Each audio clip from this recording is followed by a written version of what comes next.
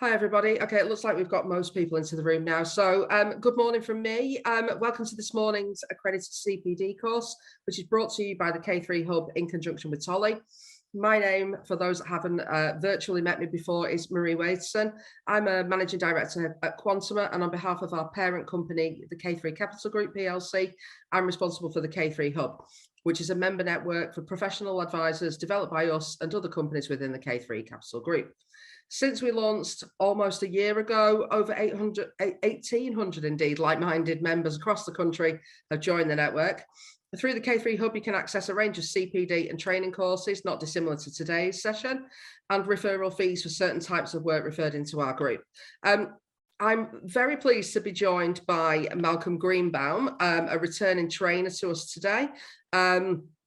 Malcolm will be covering a number of tax-related topics of relevance to entrepreneurs today. We have a number of advisors on the call who may need some additional support and advice when it comes to their clients' tax affairs.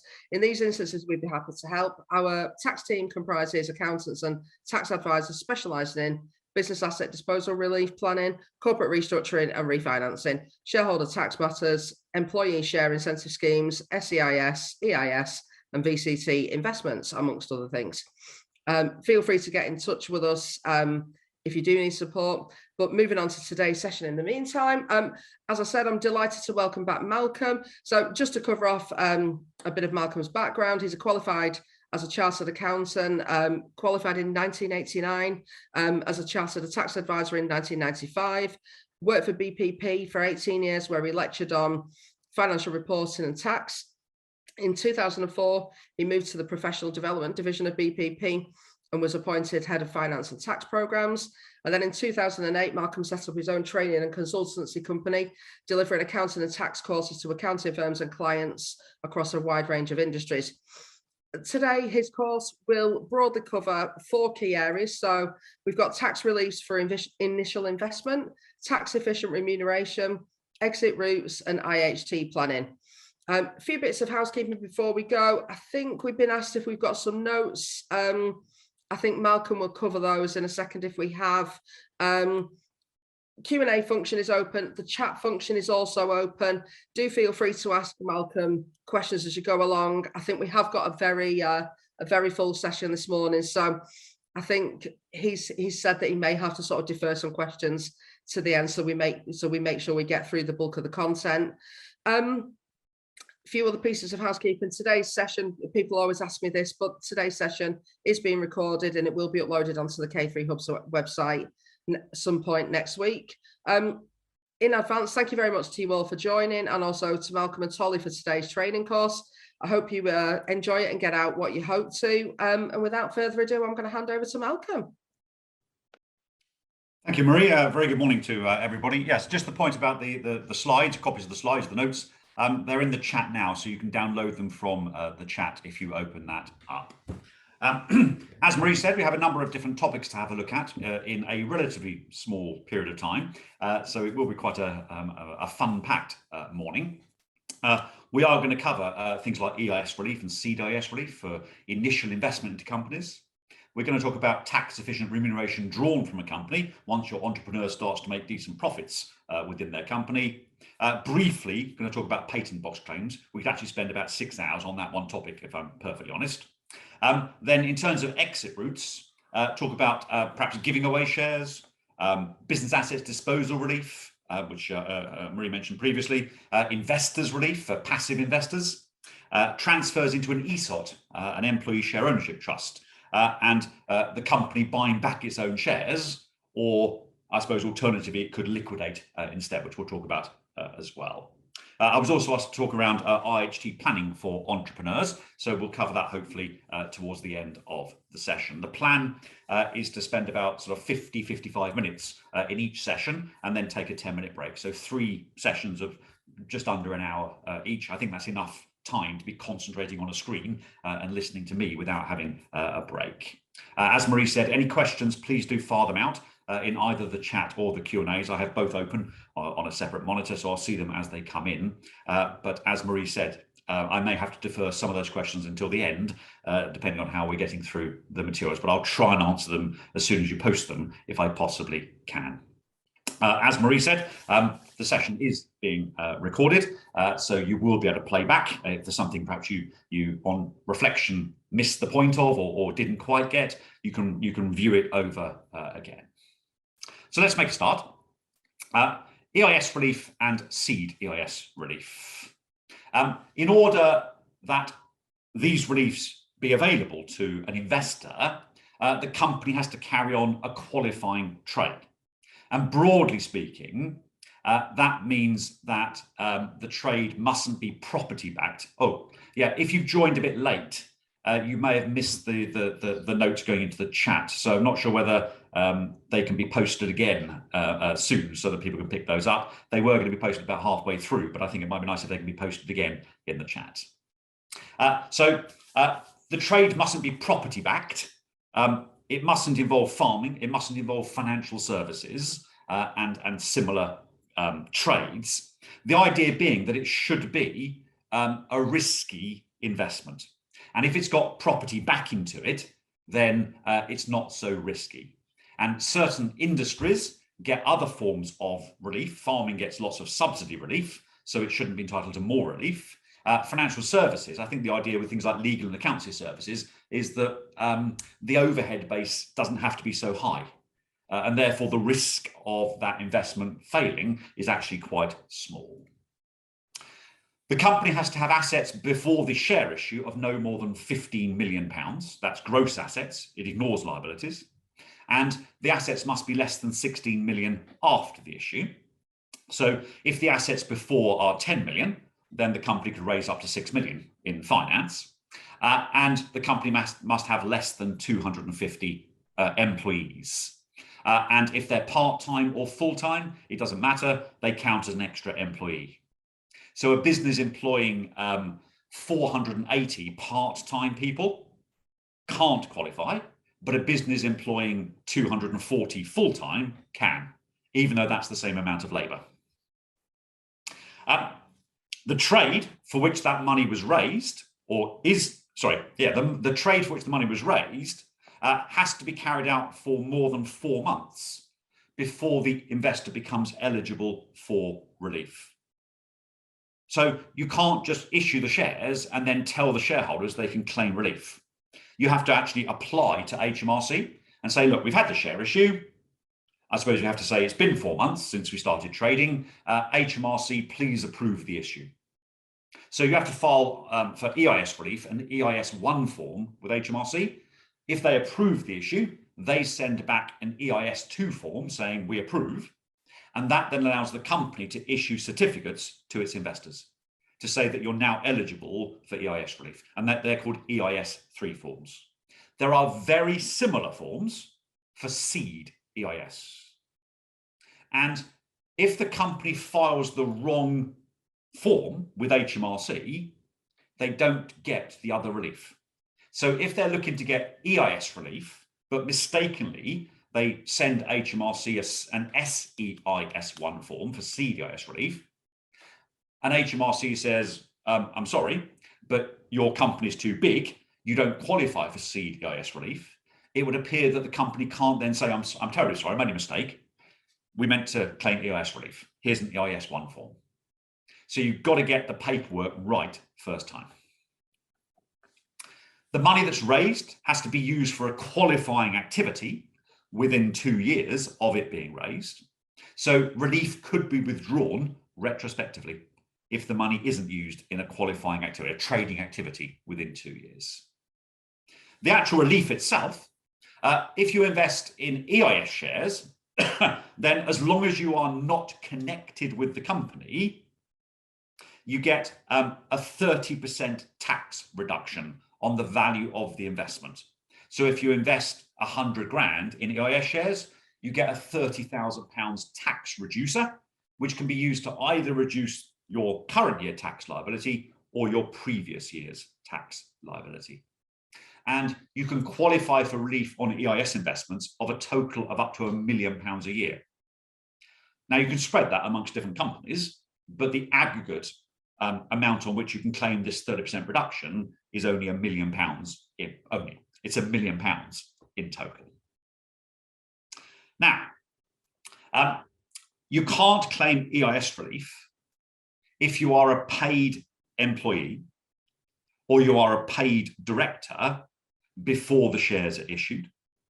And you can't claim this tax reduction against your income tax if you hold more than 30% of either the share capital, or you possess more than 30% of the voting power, or you would be entitled to more than 30% of the assets if the company was wound up.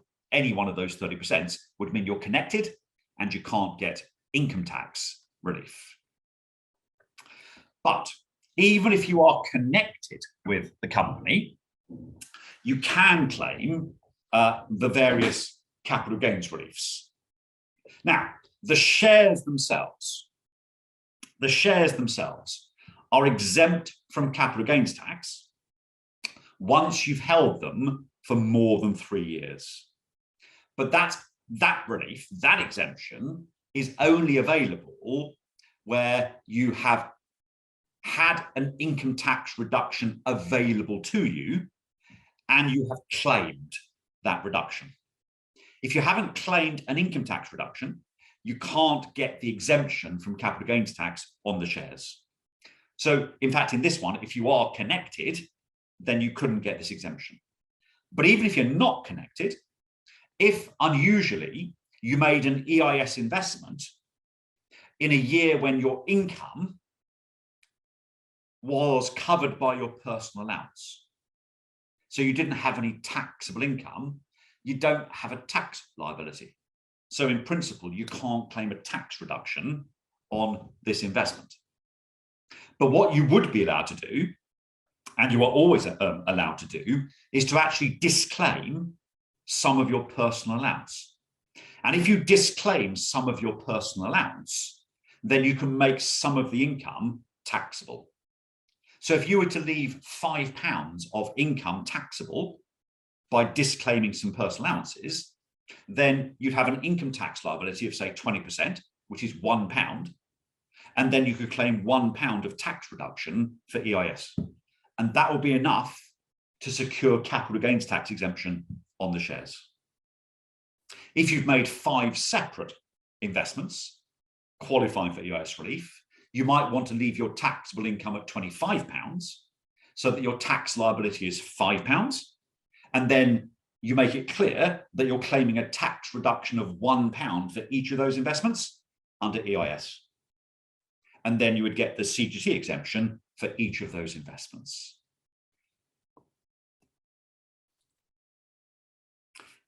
Any losses you suffer on the shares, so if they're eventually either sold for a loss or the company becomes insolvent, so the shares become worthless, then the losses you generate, the capital losses you generate, because you were subscribing for shares in a private trading company, those capital losses, you can make a claim to offset them against your current year income and or your prior year income in the year when you realize the loss.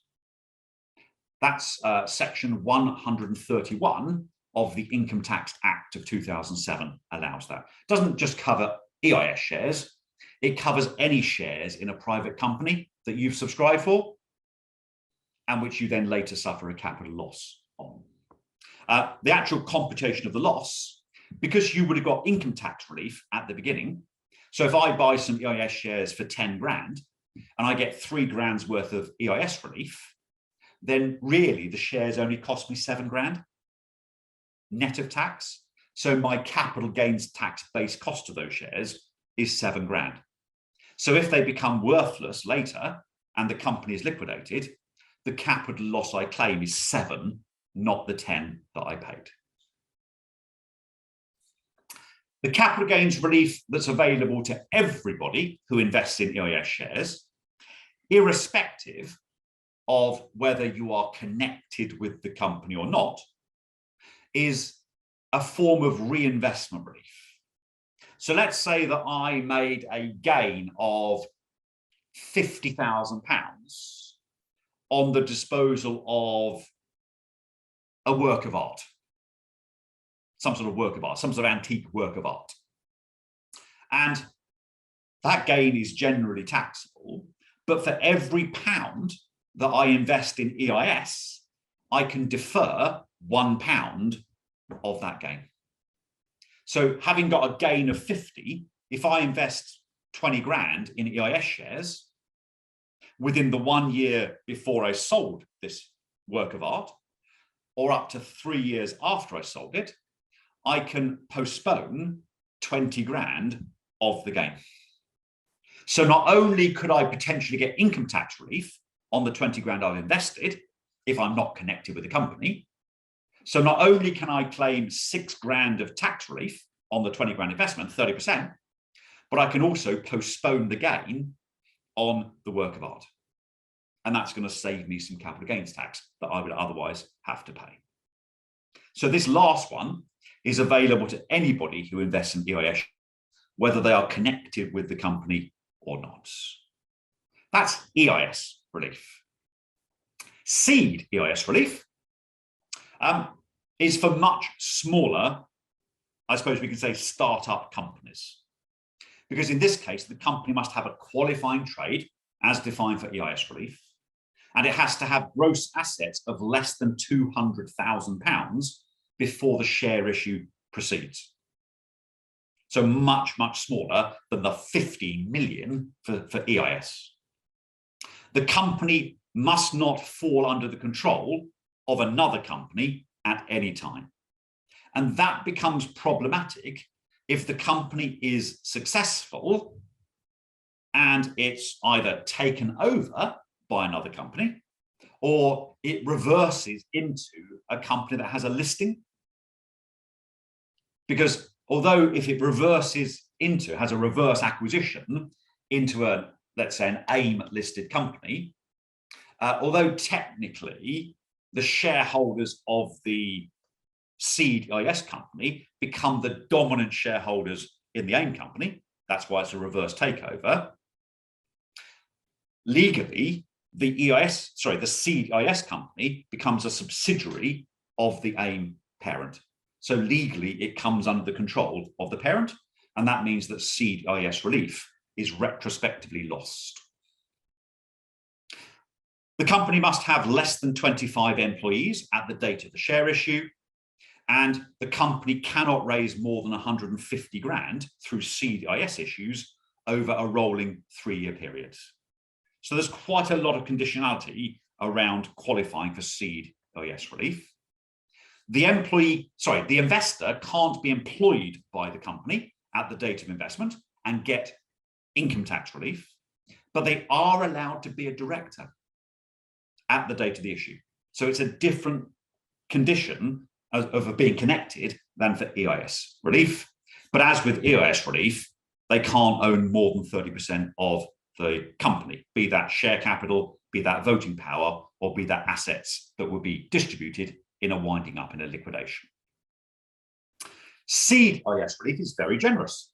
You get 50% income tax reduction for your investment in seed companies up to a maximum total investment of £100,000 a year. And again, you can spread that around several companies if you wish, but the aggregate can't be more than 100 grand a year. And as with seed EIS relief, that 50% reduction can either be taken against current year tax or prior year tax. John, the seed EIS rules say that you cannot come under the control of another company at any time. I will check the 3 years. I think it's in the first 3 years.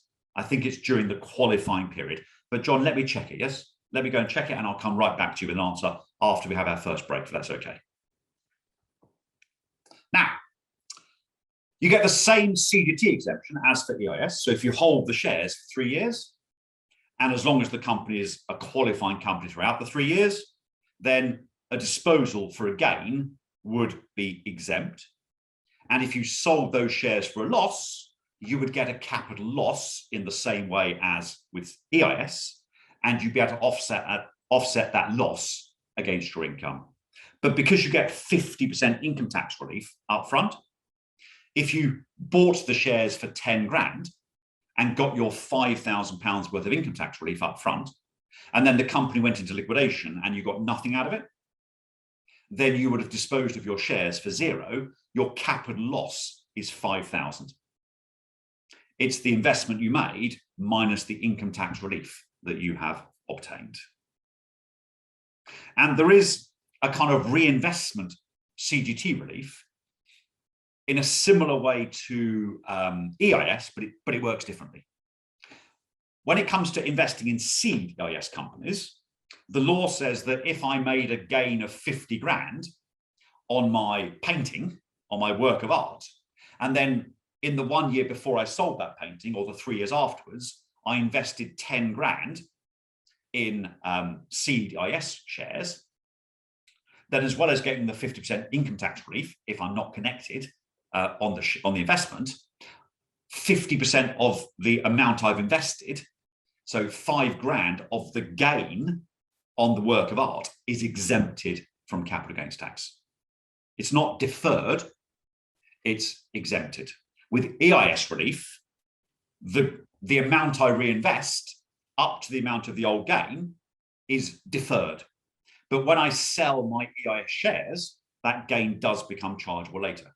In this case, with seed EIS, half of either the chargeable gain or the investment that I've made, sorry, I beg your pardon. Let me clarify. I apologize. If I've got a gain of 50 and I've invested 10 grand in seed EIS shares, then 5 grand of the gain becomes completely exempted from tax. It never comes back into charge ever again.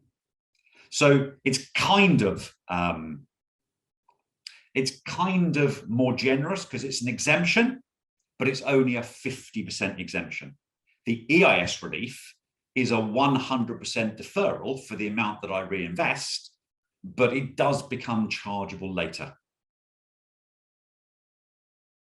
So there are these subtle differences between EIS relief and seed EIS relief.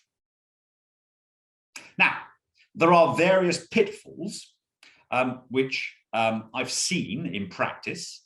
We see in reported tax cases where HMRC has refused relief for the investors and the companies have appealed it and it's gone to court. It really is a case of making sure that you have dotted all the I's and crossed all the T's to make sure that the company meets all of the qualifying conditions and the investors are qualifying investors before the share issue goes ahead. So if you're being paid as a director before the relevant share issue is made, then you won't qualify for EIS relief. Being paid afterwards is okay, but not before. The example I gave you earlier, that in order to get the CGT exemption, you have to claim income tax relief. And if you haven't got sufficient income to cover your personal allowance, then you should just claim enough personal allowance to leave yourselves with at least £1 of income tax to pay. And therefore you can claim £1 of EIS relief or CDIS relief so that you can get the exemption. So a question come in, if you defer CGT by EIS and then the investment becomes CGT free, would you still pay tax on the deferred gain? Yeah, you do. So my work of art that I sold for a gain of 50, if I reinvest 10 grand in EIS shares, then I postpone 10 grand of that gain. When I dispose of my EIS shares, that deferred gain becomes chargeable. It's only the shares that are exempted, okay? Only the shares.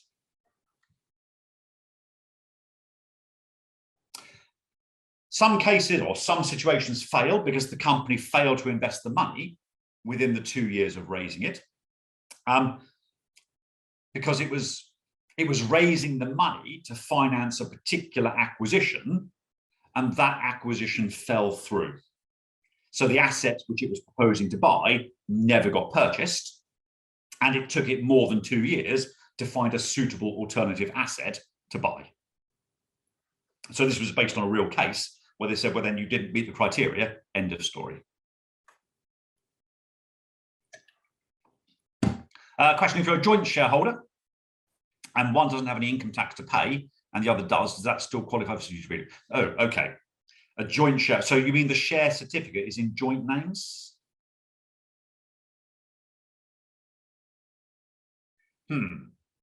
As far as I know, that is not an area that's specifically addressed by the law.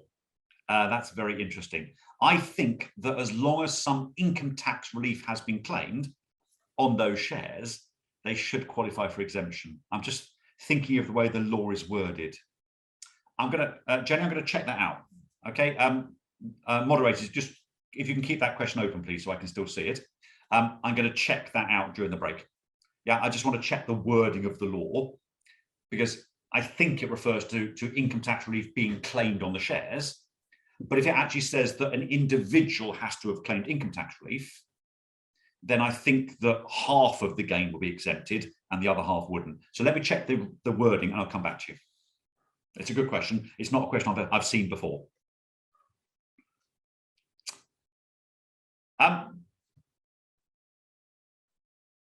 Reverse takeovers, I mentioned before. That can be problematic. And John, I'm going to check the time restrictions on that. I think it probably is within 3 years, having thought about it. Just because once you've met that 3-year qualifying condition, then the gain is exempt. But I'm going to double check it just to make absolutely sure. Okay. Now, just to show you how we can protect, or how we get protection through the tax net for investments we make. So although seed EIS is one of the biggest risks you can take in investing, it's got the biggest risk of failure, you are shielded quite a lot potentially from losses through the tax regime. So let's say that your client decided to invest 30 grand, or you decided to invest 30 grand in a qualifying seed EIS issue on the 15th of October 2021, but despite being warned about the investment risk you're facing. The company did qualify, and the taxpayer has received a form SEIS 3 from the company, so it does qualify for seed relief. And the investment resulted in the client owning 18% of the ordinary shares, so they're not connected with the company, they're not employed, and they're not a director. And as well as the income and outgoings that we've just seen, the client has realised taxable gains of 58.5 grand in 21-22, but isn't expecting to dispose of any assets in 22-23. We're going to identify the total tax saving this investment will make, assuming the taxpayer is a higher rate taxpayer. Discuss what difference it would make if the person was appointed as a director of the company, and then what happens if the company becomes insolvent in 22-23 tax year and the liquidation results in nothing being paid out to the shareholders. So the 30,000 investment would reduce the client's tax liability by 50% of the amount invested. So assuming they have a tax liability above 15 grand, it can reduce it by 15. And if they don't have a 15 grand liability in 21-22, then they can also offset the reduction against any tax liability of 2020-21. They own less than 30% of the ordinary share capital, and they're not an employee at the date when the shares are issued. It doesn't make any difference if they were a director, because seed EIS relief allows you to be a director, so an officer of the company, but you can't be a bog standard employee. The fact that they've reinvested or they've invested money and they have a gain that has arisen means that they can also exempt 50% of the gain that they invested. So they're treated as if they'd taken 30 grand of that gain and invested it in the seed shares. So therefore 15 grand of the gain will be exempt, and that's going to save the client £3,000 of capital gains tax. Because they're a high rate taxpayer, then they'll be paying tax marginally at 20%. I suppose if it was residential property that they had sold, then they would now be saving tax at 28%. So £4,200 for CPD saved instead. And if it all goes horribly wrong and the company does become insolvent and the client loses their entire investments, then they would realise a capital loss.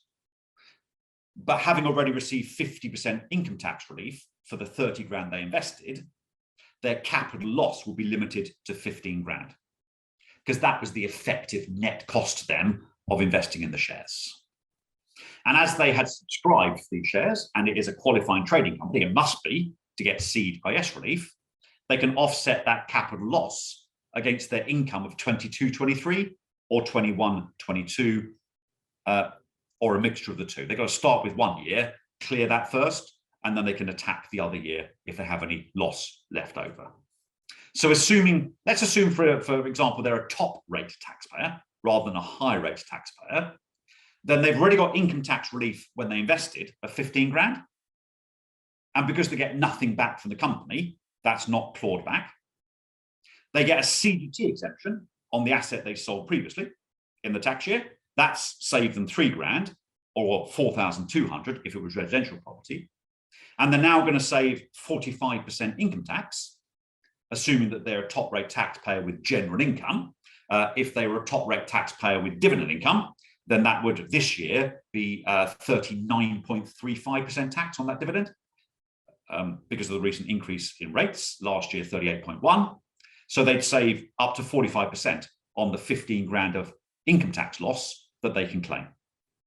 So having invested 30 grand, they end up saving total tax of 24,750 if they lose their entire investment. So actually, they've only lost 5,250,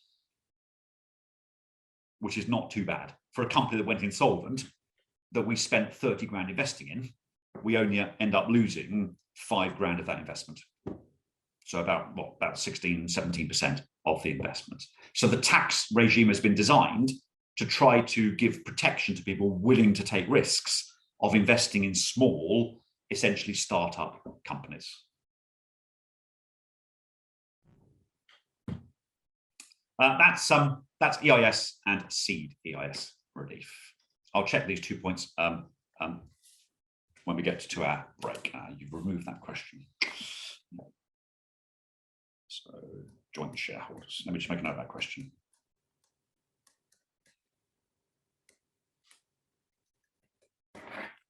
Right, onwards. Tax efficient profit extraction. Tax efficient profit extraction. The environment we currently face in real time is the extra 1.25% NIC in the current year, which then morphs into a 1.25% social and healthcare levy for employees and employers. We face a dividend regime where dividend tax rates have now increased by 1.25%. So 8.75% basic rate tax, 33.75% higher rate tax, and 39.35% top rate tax. We have a primary employee class 1 NIC threshold of 9,880 up until the 5th of July, which is £823 a month, which then rises to 12,570 from the 6th of July, which is £1,048 a month. But the secondary class 1 threshold, above which employer NIC becomes payable, is only 9,100 a year. The employment allowance, excuse me, is increased to £5,000 from £4,000 for eligible businesses. And to be eligible, there must be more than one employee, essentially, or director, earning more than £9,100 a year. And the business's secondary class 1 NIC liability last year should have been or must be less than £100,000. So what this means is that as long as the companies, if they can claim this allowance, as long as their employer class 1 secondary NIC liability in 22-23 is less than 5 grand, it doesn't cost them that secondary class 1 NIC. That just is not collected. It's an exemption. Of course, the big change coming next year on companies is that they'll pay 19% corporation tax on the first 50 grand of their profits.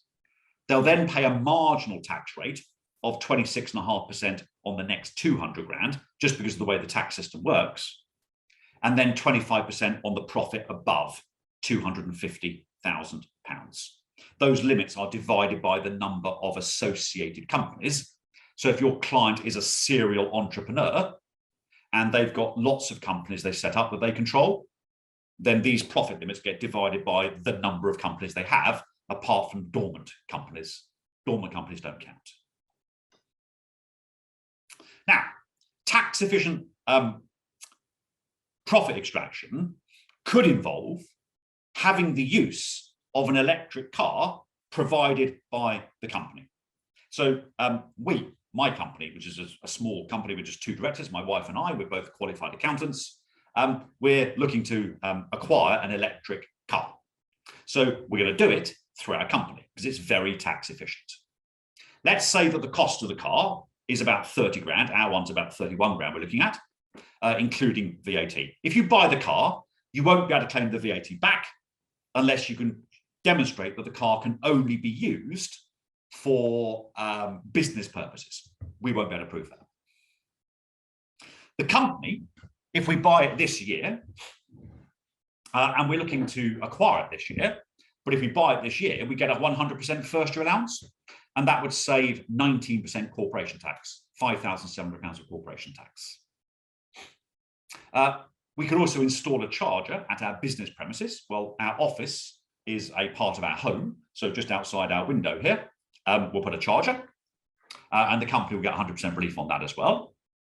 But is it perhaps worth waiting 1 year to get 25% relief instead? Because in a future accounting period, we will be paying tax, well, certainly at above 19%. We'll have profits which are above 50 grand. I don't think they'll be above 250, but they'll certainly be above 50 grand. So we will have a marginal tax rate actually of 26.5%. So should we perhaps wait a year?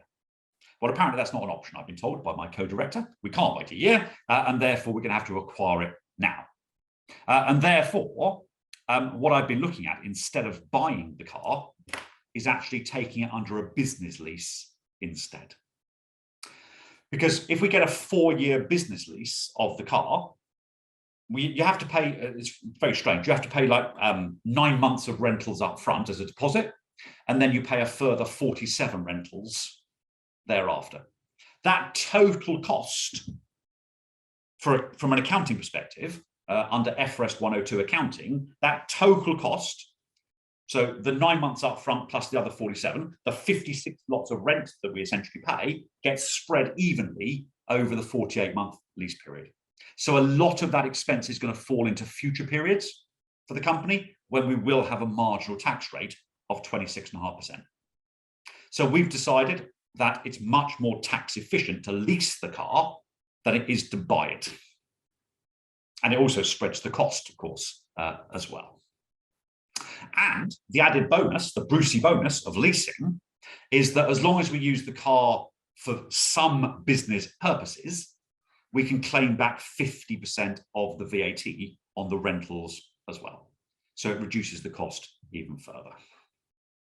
So my conclusion is that if your client is looking to acquire an electric car through their company, which is a very tax efficient thing to do, either wait until the tax rate has flipped or lease it so that the vast majority of the rental expense, falls in a period after April 2023.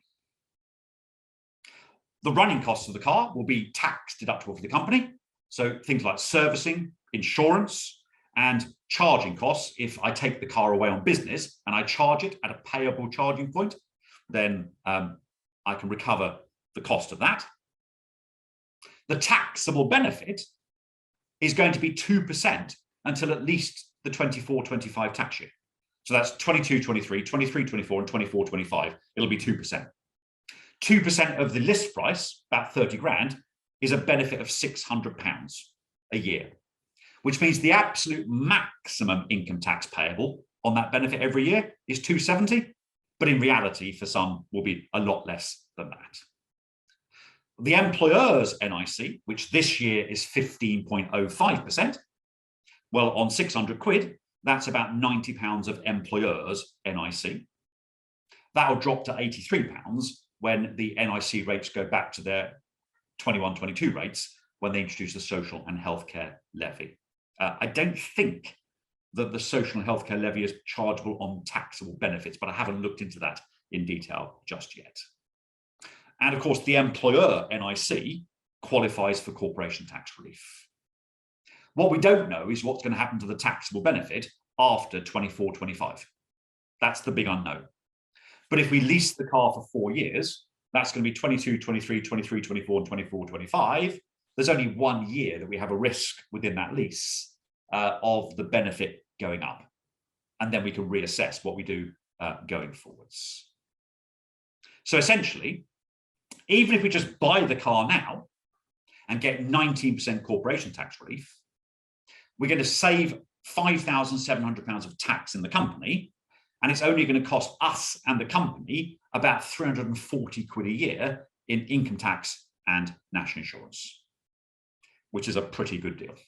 So if your clients are looking to acquire an electric car and they run their own company, they should definitely acquire the car through the company.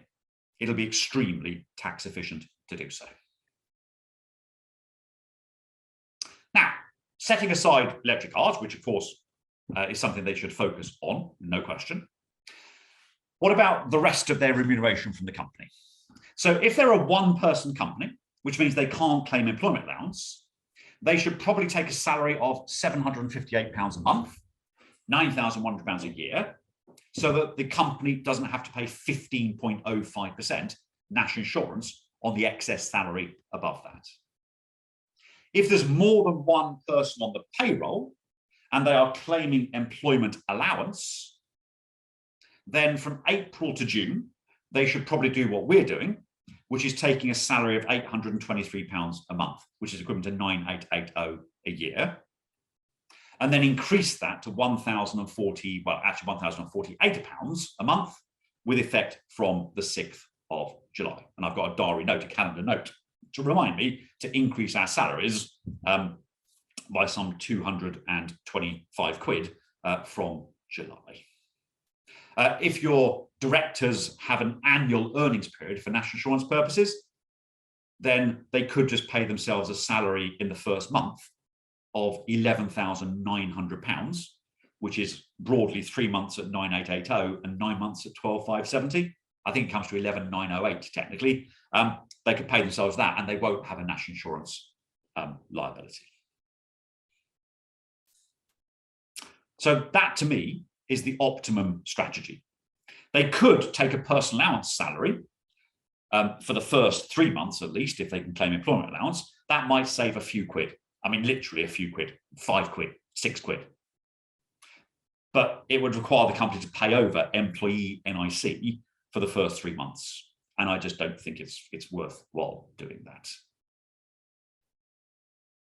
As the director's NI will be 11,981, why not pay? You could pay 992 a month. My paying 823 for the first 3 months and then paying 104.8 a month for the last 9 months is the equivalent of taking 992 a month.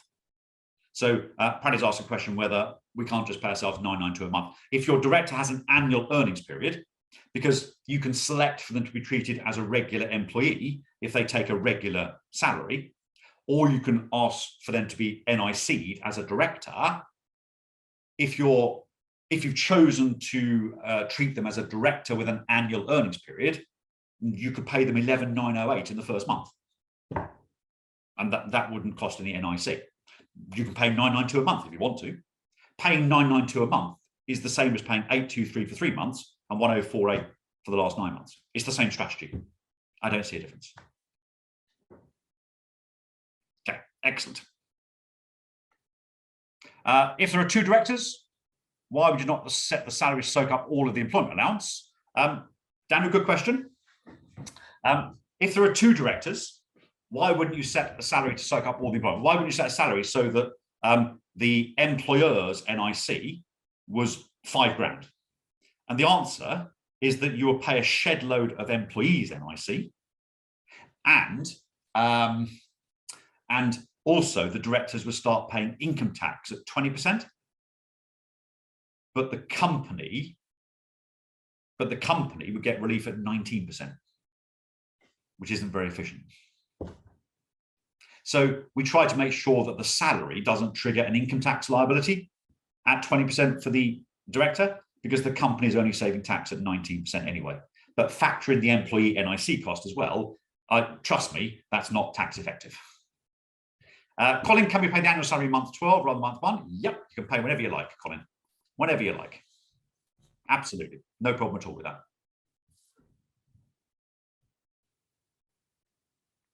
So my conclusion is that if we're running our owner managed business as a company, then to maximize our tax efficient salary and benefits, get an electric car.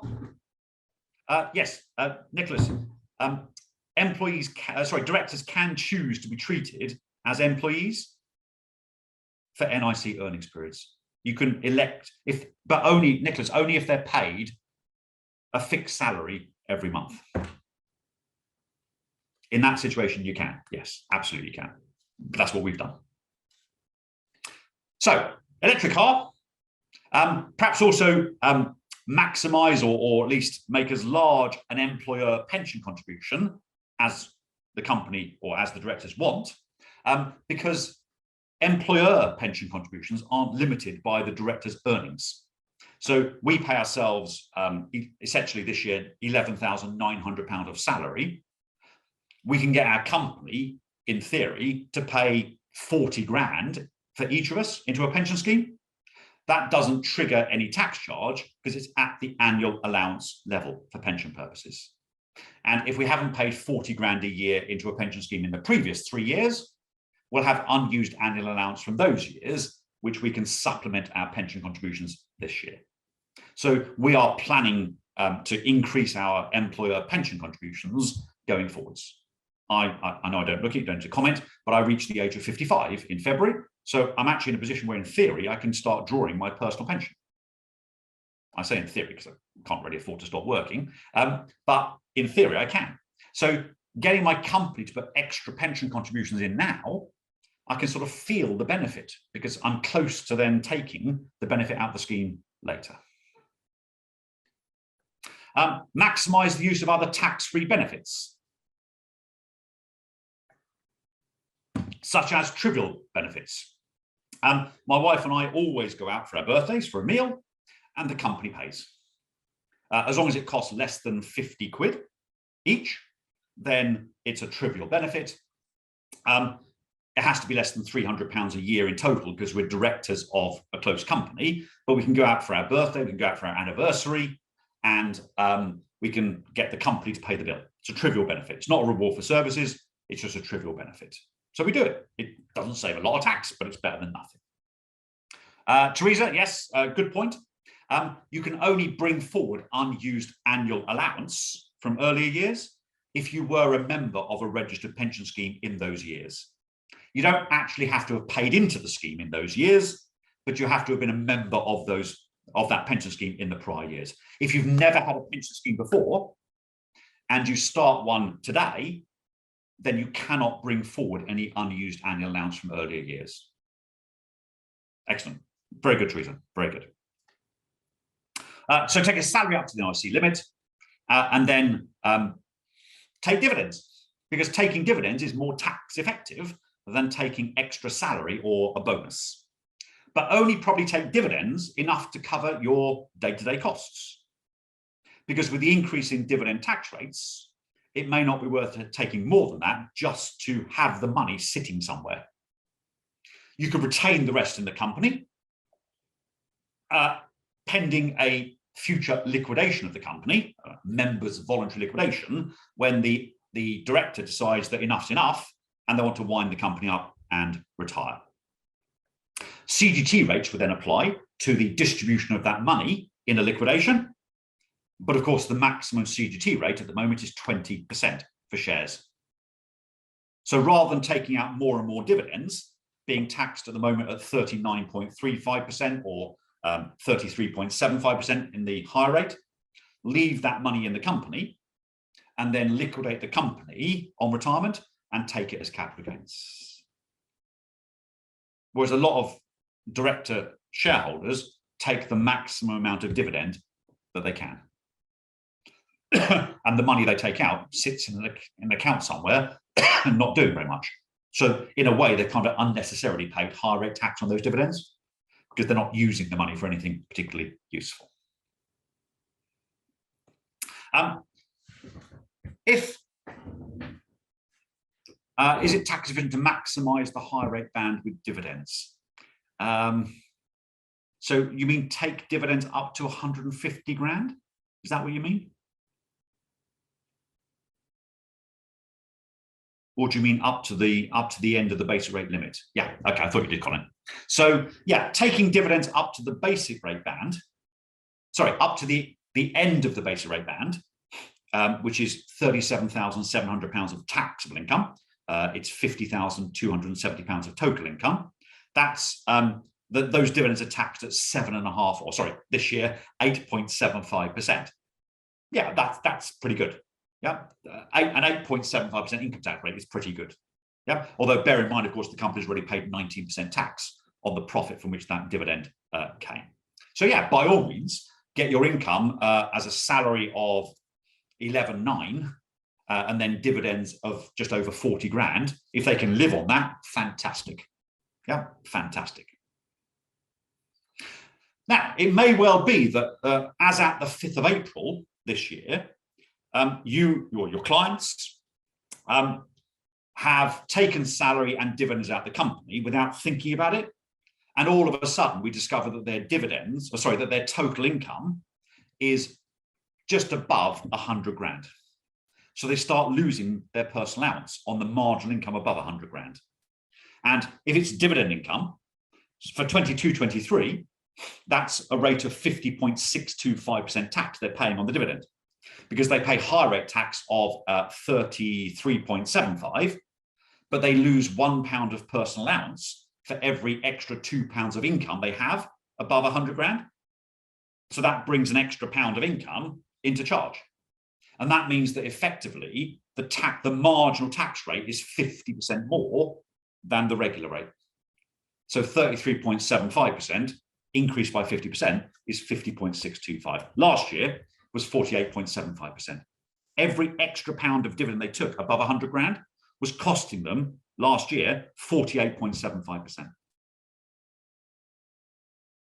What they could do is use gift aid donations. If they're just above the 100 grand, use gift aid donations to bring their income below 100 grand again. Because you can make gift aid donations this year up until either you file your return or the 31st of January, when you're due to file your return, and you can treat them as if they were paid in the previous year.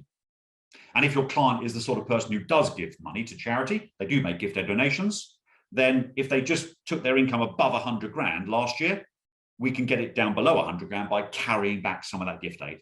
And that's a very tax efficient thing to do.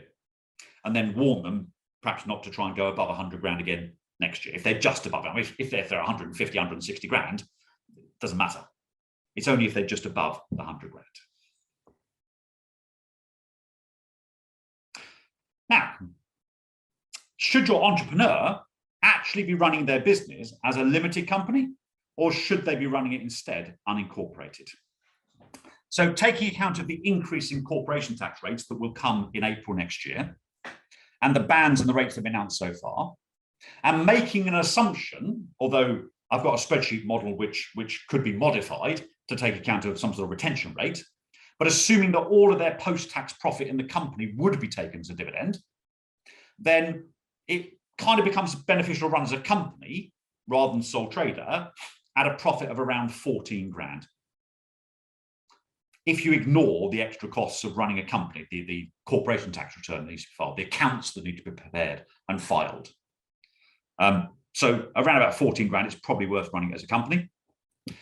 At profits of 60 grand, the benefit of running it as a company compared to sole trader, 3,400 quid. Around about 3,400, again, ignoring the extra costs of running the company. But then those benefits start to tail off as the income goes up. And by the time you reach about 100 grand of profit, you're only about £300 better off being a company than being a sole trader. And then that benefit starts to increase again above 100 grand-ish, up to about £2,700 at a profit of 120 grand. Once you reach a profit of more than 140 grand, if you were going to take all of the profit out of the company as a dividend, you would be better off running your business unincorporated. Your post-tax profit would be higher. But disincorporation, if you've set up as a company, disincorporation can get messy because you have to get the assets out of the company and into the individual's own name. That can give rise to chargeable gains if there are any chargeable assets in the company. We can probably avoid balancing adjustments for capital allowance purposes by transferring those at tax written down value. We may have to tell our clients we're no longer running as a company, we're running as a sole trader or an LLP perhaps. So there's a lot of hassle, a bit of admin to sort out there as well. But at a profit of 240 grand, comparing being unincorporated, where you're taxed on your entire profit, whether you withdraw them or not, to whether you are a limited company, where you, assuming you take out all of your surplus profit as dividends, being unincorporated at a profit of 240 gives you a £9,000 tax advantage over being a company. And I've got a spreadsheet model which demonstrates that, which after the break, I'll show you very briefly. I'm quite happy, by the way, to send it to K3 for you to have to play with yourselves. I'm not particularly protective around it, but I'll show it to you after we stop for our first break. We'll stop now. We'll come back in 10 minutes time and we'll pick things up from there. And I'll try and answer these two questions or confirm the answers to these two questions during that break. So back please at 10:09, please.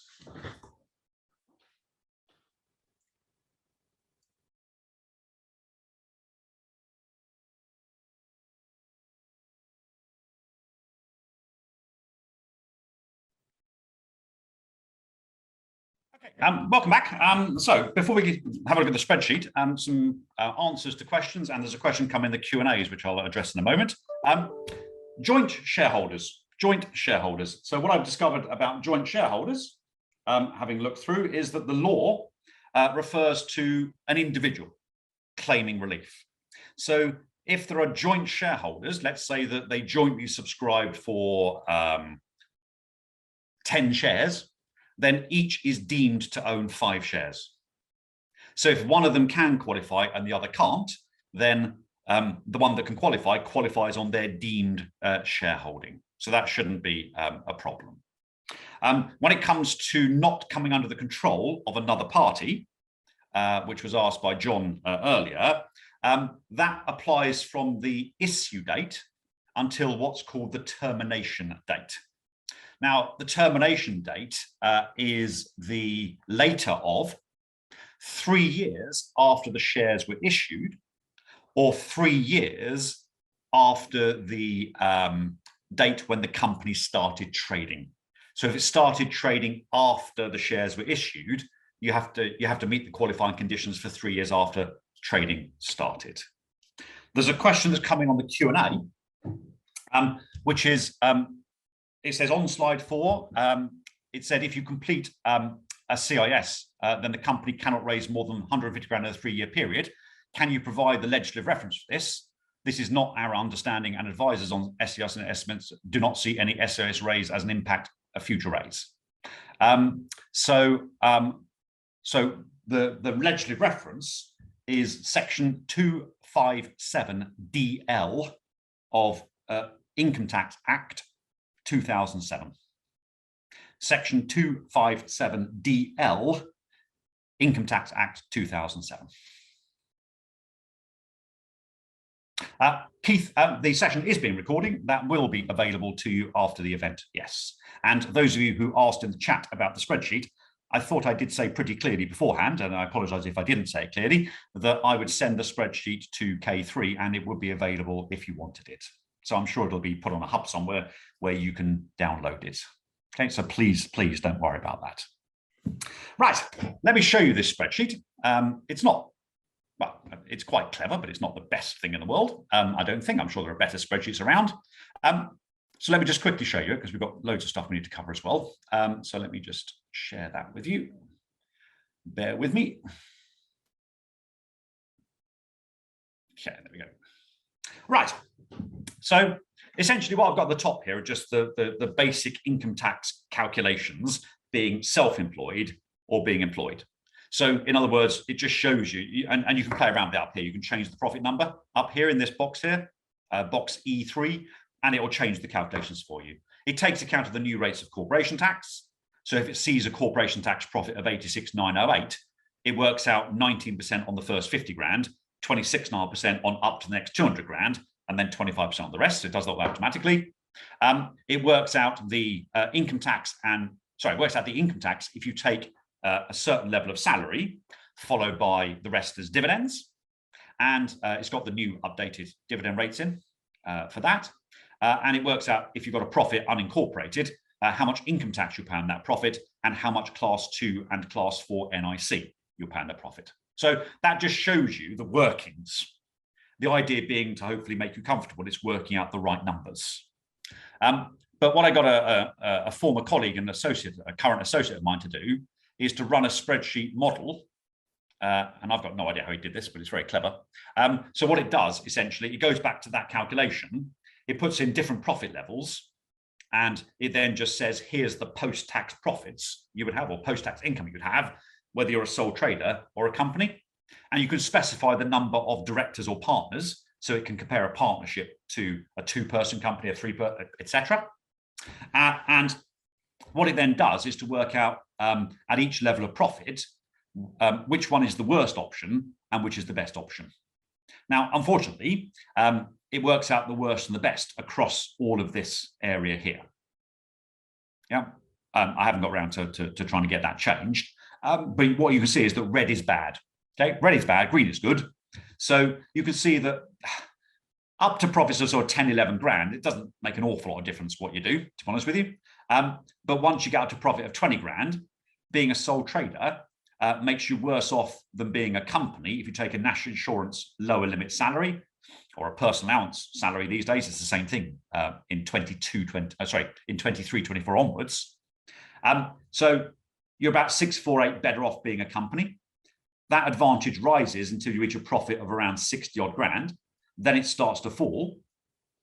And as I said, it falls down to about 304 pounds. And then the benefit starts to rise again. But once it reaches just under 140 grand, you actually become worse off being a company. You're actually better off being a sole trader in these situations. But that's assuming you take all of the profit out of the company, surplus profit, as a dividend. So that's the spreadsheet that kind of backs up my slide on this topic. Okay, let's move back to the slides. Yeah, there we are. Our next topic is patent box relief. Patent box relief. I'm only going to cover it very, very briefly because it's a very, very long-winded, complex series of steps you have to undertake, which essentially leaves you with an adjustment you make in one box of the corporation tax return. It reduces your profits, so you pay less tax on the profits that you derive from exploiting patents. So it's a reduction of profits. Now, the patent has to be one that was granted by the Intellectual Property Office. I can't email the slides, but I'm sure that the guys at Quantuma can do so. The patent must have been granted by the UK Intellectual Property Office, the IPO, or a European Patent Office, that hasn't been changed yet, or any of these nations. And the regime doesn't apply to intellectual property unless it has actually been patented. Hence the name patent box relief, of course. Now, moving on, there are certain rights that are similar to patents. So in the field of medicine, human and animal medicine, plant breeding and plant varieties, there's something called a supplementary protection certificate. And so the law says that where the person also holds authorization rights, marketing authorization rights, then they can actually get patent box relief. Quite techy stuff. A qualifying company is a company that holds any qualifying IP rights or some sort of exclusive license, must be exclusive license in respect to those rights. And that company has held this qualifying IP right, has received income in respect of some kind of event or events when it was a qualifying company, and that income will be taxed in a later period. So that will cover a situation where the income relates to a qualifying IP right, but it's brought into an accounting period after those rights have perhaps expired. Almost like post-cessation income can still be patent box income, even though technically when you receive it, you no longer hold the rights. If the company is a member of a group, then it has to satisfy what's called the active ownership condition. So it doesn't necessarily have to have generated the patent or the IP itself. It could just be managing IP that had been created by other group companies. And this is a key part of the patent regime. You can't just buy a patent and then expect to get patent box relief. You have to have generally been actively involved in developing the patent or a product that was incorporating the patent in the UK. It's an unusual feature of the patent box regime that if, for example, and this must be 20, 25 years ago now, Ford, the motor company, were the first company to create a heated front windshield. So my Ford Mondeo, on a frosty morning, I can press a button and it clears the front as well as the back windshield very, very quickly. They patented that design, so no other car manufacturer could use it. The thing about the patent box is that having developed that property and patented it, the sale of all cars that incorporate that feature, the profit from those cars is the profit that's eligible for the relief. You don't apportion the profit on the car to the heated front windshield.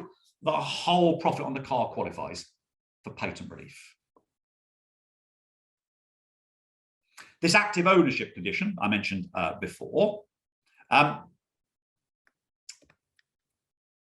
involves such activities as deciding whether to maintain the protection, patent protection, in particular countries, particular jurisdictions, the granting of licenses to exploit the patent, researching alternative applications for the innovation that's been created. So in a group situation, different group companies can claim patent box relief, even though only one of them actually was involved in the development of that patent. As long as the others are involved in trying to exploit that patent, then they can qualify as well. If a company has applied for a patent, but it hasn't yet been granted, then strictly it's not selling a patented product. But that company can elect to use the patent box regime, and as long as they are subsequently granted a patent, then for the period after they had submitted the patent application and before they get granted the patent, the profit that falls in that period, they can claim patent box treatment for. Now, the effect of patent box relief these days is essentially to reduce the effective rate of tax on profits from patented products to 10% rather than 19%. So it's quite a big reduction in the tax liability. So it's good that you can get that reduction for selling products with a patent pending if you eventually get that patent accepted by the patent office. I'm going to skip over the next point. That starts drilling down into the techie detail. Qualifying development. So you're developing the patents, and that can include getting external research as well. That can qualify as well. So getting a clinical research organization to carry out clinical trials, getting a third party to do it is absolutely fine.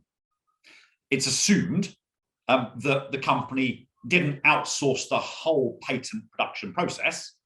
They just outsourced certain aspects to it.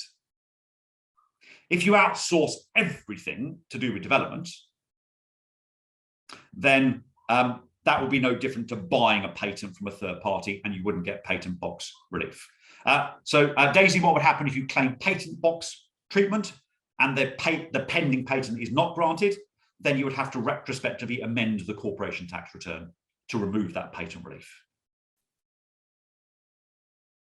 Okay, now, non-commercial terms in a license or unnecessary terms included in order that you could then claim patent box benefits. If they have no commercial raison d'etre, then they won't count in terms of whether patent box relief is available or not. They can be ignored by HMRC. So trying to be clever and write into a contract certain phrases that seem to imply that you can claim patent box relief, if that's not the commercial substance, then it can be ignored.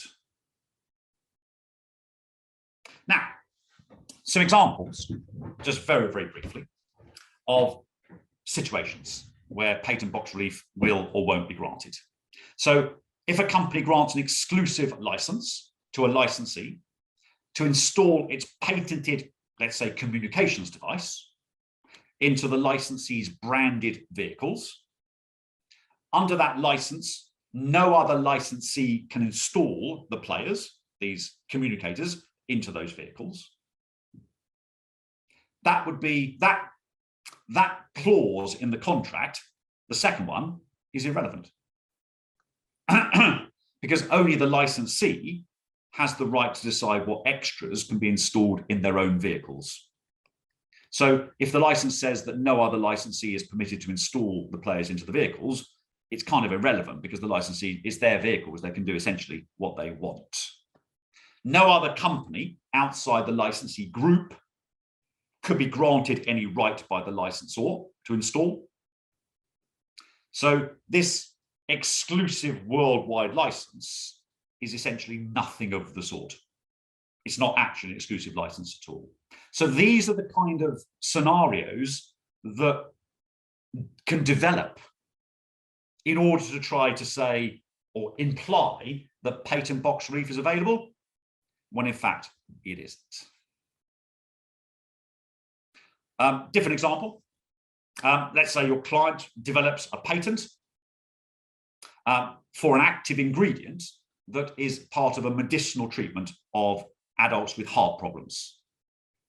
And in recognizing that other competitors might want to develop other applications, sorry, not competitors, other companies might want to develop other applications for this ingredient, let's say that it grants a license to another company over that product is patented to develop the product for use in the treatment of heart problems in children instead.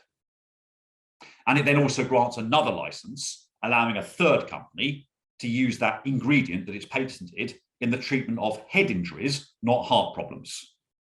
Well, each application is distinct. It's for a different purpose. And therefore, the licensees will be treated as having an exclusive license. So they're taking a patented product over which they've been granted an exclusive license. They're developing a product using that patented ingredient so they can claim patent box relief when they develop a product or a service incorporating this patented product.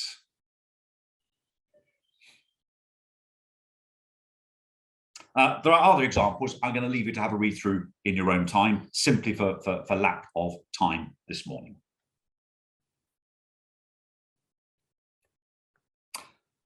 There is no clearance procedure. You can't write to HMRC for clearance over whether an invention benefits from patent protection. So where a company has claimed patent box relief on the basis of a reasonable but mistaken belief that their item qualifies, then there is no retrospective withdrawal of the benefits they claimed, but they wouldn't be allowed to claim further patent box relief from the date at which it became apparent that that belief was mistaken. So let's say, for example, that a company developed an item, it's granted a patent to protect it, it makes a patent box regime election, and it benefits from a reduction in its corporation tax as a result.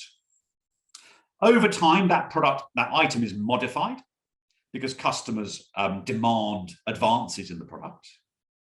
The company continues to pay the annual patent fees in the belief that that provides the protection for the item being sold. But sometime later, the company's competitor sells a similar item. So thinking that it has a patent, this company takes infringement action, but in the process of taking that action, the company gets legal advice that its patent doesn't actually cover the modified item. It thought it did, but it doesn't. So the competitor is quite at liberty to produce a similar product. HMRC would accept that the company held a qualifying right in respect of the product until it became made aware by its lawyers that in fact the patent didn't cover the item. So from that point onwards, the profit from that product, which they thought incorporated this patent, the profit from that product thereafter cannot qualify for patent box regime. Relief, apologies. Now, you can claim patent box relief on what's called relevant intellectual property or IP income. To be relevant IP income, it has to derive from selling patented products. As I said, every Ford car that was sold with a heated front windscreen, it was the profit on the car that qualified for relief because it contained a patented product. You can claim relief on licensing out patent rights. In other words, the royalty income you get, license income. You can claim patent relief on selling patented rights that you developed. You can actually claim patent box relief when you sue other people for infringing your rights, because essentially that is profit you would have made potentially if they hadn't infringed your rights. And on damages, insurance, and any other compensation that you receive that's related to your patent rights, all those 5, and something called notional royalties, which we're not going to talk about today.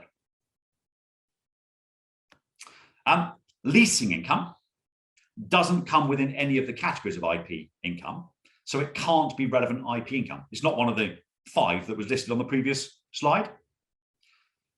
But it's possible the company might be able to compute a notional royalty in respect of patents that are used in generating that leasing income.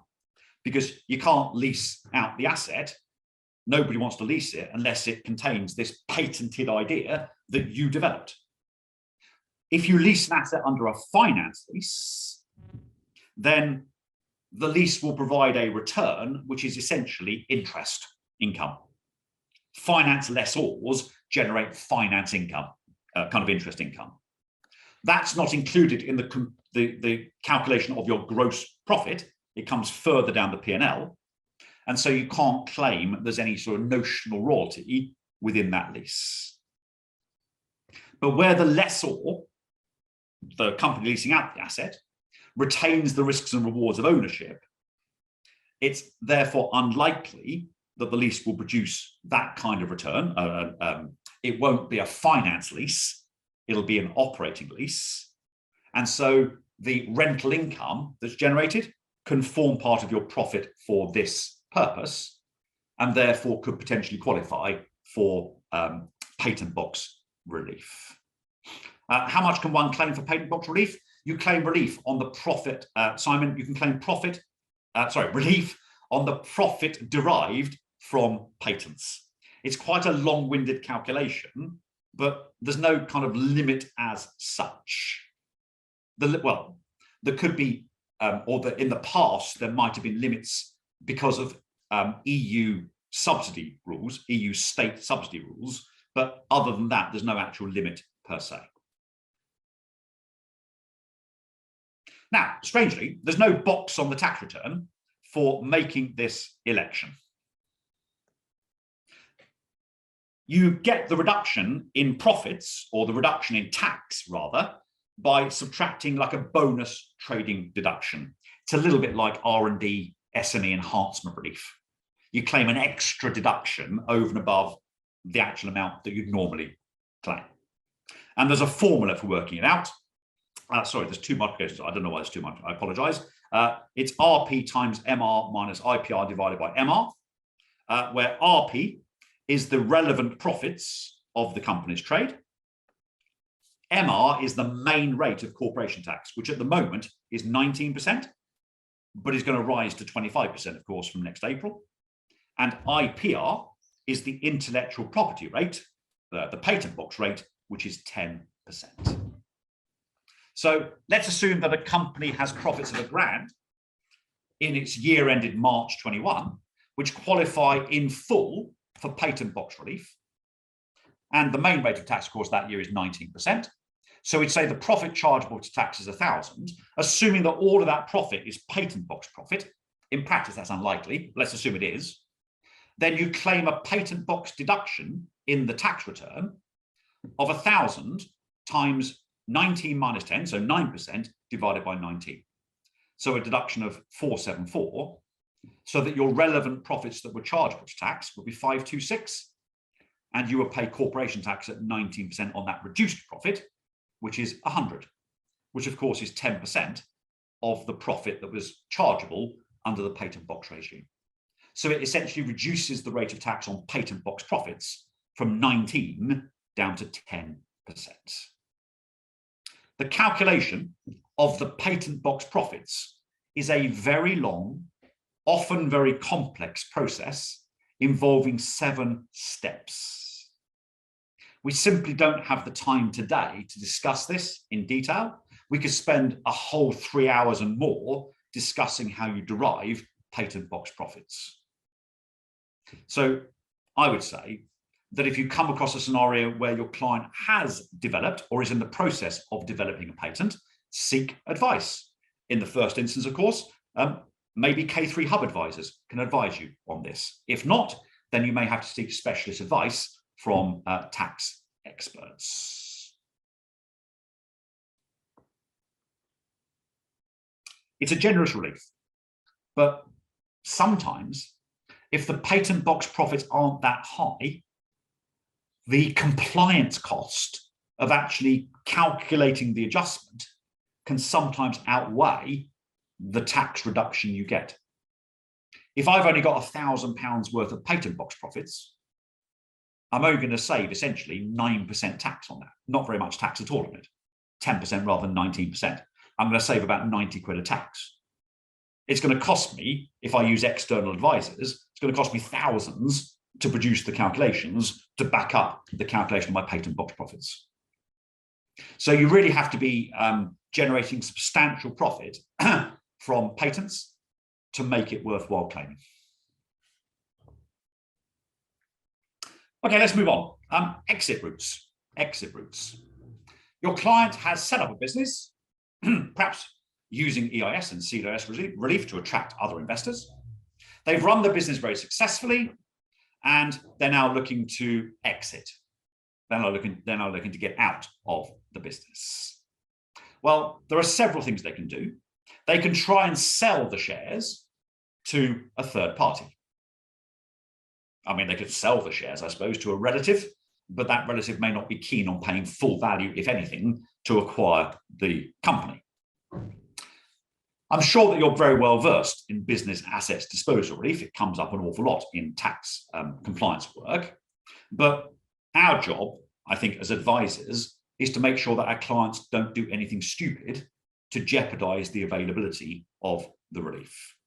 So where you are eligible for business assets disposal relief, gains, cumulative gains, lifetime gains of up to £1 million will qualify for a 10% rate of capital gains tax. But you must take account of previous gains that your client realized that qualified either for BADR in the past or qualify for entrepreneurs relief in the past. They count towards the 1 million lifetime limit. So if your client 5 years ago claimed entrepreneurs relief on gains of 5 million, they have no further BADR that they can claim. So any sale would attract normal rates of capital gains tax, which is going to be 20% for shares. The very important condition that your clients have to meet is that they have to own the shares and they have to have been an employee or officer throughout the 2 years that end on the day of disposal. We saw a case that went through the courts a few years ago where there was a final board meeting before the company was taken over, and a director shareholder resigned at that board meeting. They just resigned because there was no point in being the director after that meeting, because it was going to be taken over and a new board installed. But by resigning as a director the night before the share deal completed on the next day, that director lost the entitlement to claim what was then entrepreneur's relief, because they didn't meet this test of being a director throughout the 24 months ending on the date of disposal. If your client runs their business unincorporated, then the trade must have been run throughout the 24 months prior to disposal, not necessarily the assets that are now being sold. So if they've run their unincorporated business for 10 years, they bought a property to use in their trade a year and a half ago, they're now selling the trade, disposing of the trade, so they sell the property as part of that, the property qualifies. Even though they've only owned the property for a year and a half, they've run the trade for at least the last 2 years. The company must be predominantly a trading company or trading business, and therefore the non-trading activity must not be substantial. Now, non-trading activity includes things like property investment or other type of investment activity. HMRC interprets substantial as being 20%. So what HMRC has always said is that look at the revenue generated by the trading activity and the non-trading activity, look at the profit that creates in each side, look at the assets which are employed in each side, look at how much time the directors spend on each part of the business.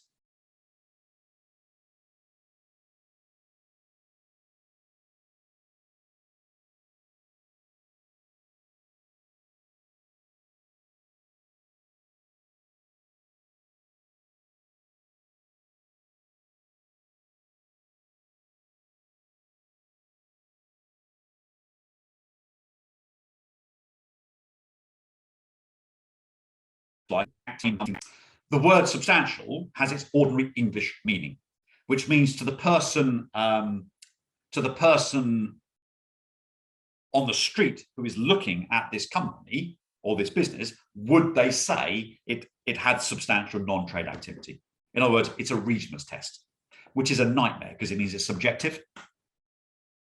At least when HMRC said 20%, we had something to go on. We knew what their view was. So informally, I would still use that 20% as a bit of a yardstick, even though it's not actually a rule that gets upheld in the courts. Sorry, a question just come in.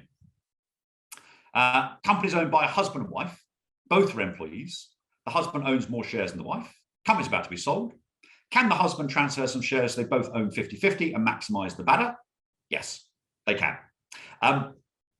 If they both work in the business, they're both directors of the company, then for this purpose, husband and wife periods of ownership, civil partnerships, joint ownership period, what matters is how long they have combined owned the shares. So to take an extreme example, Paddy, let's say that my wife is a director but not a shareholder, and I am a director and a shareholder, and I've owned these shares for 13, 14 years, I could gift her some shares now. The company could be taken over 6 months later, and both shareholdings would qualify for BADA because she would be deemed to own the shares for the period that I have owned the shares. In a similar but slightly different vein, if your client had run their business unincorporated for many, many years, and then they formed a limited company to run the company, so they now become shareholders and directors of the company, and then 6 months later, the company is sold, under BADA, you can combine the period for which they ran it as a sole trader with the period they ran it as a company. And as long as that covers the last 24 months before they sold, then they can claim BADA on the shares. Now, you never used to be able to do that with entrepreneurs relief. The clock started again, but you can do it with BADA.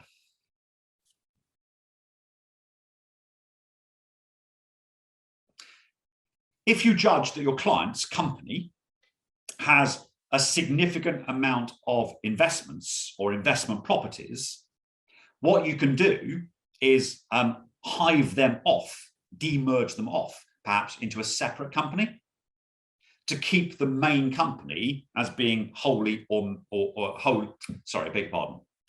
predominantly a trading company.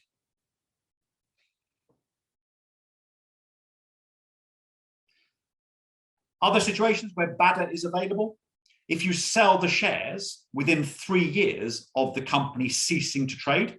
Now, when I say sell the shares, once the company ceased to trade, it's probably a liquidation scenario. So it's the liquidator winding up the company, paying off all the creditors, realizing all the assets, and then paying the spare cash to the shareholders.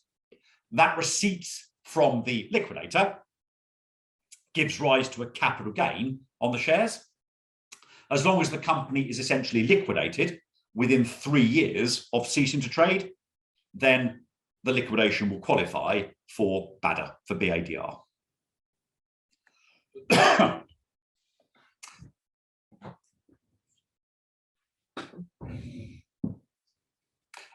Derek, if the wife has no shares and doesn't qualify for BADA, then will not get BADA if husband transfers shares and so on. Well, if in a husband-wife situation where the husband set up the company, just for example, if the wife isn't an employee or director, then giving her the shares isn't going to qualify her for BADA because she's not an employee director.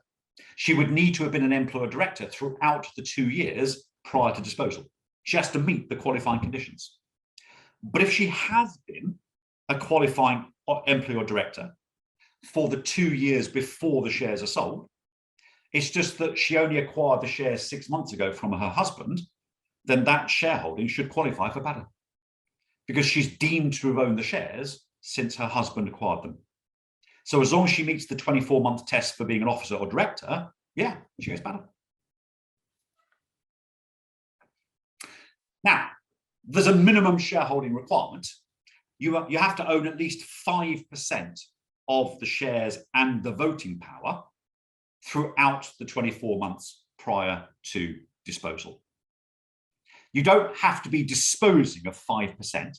You just have to have held 5%, at least 5%, for at least the 2 years prior to disposal.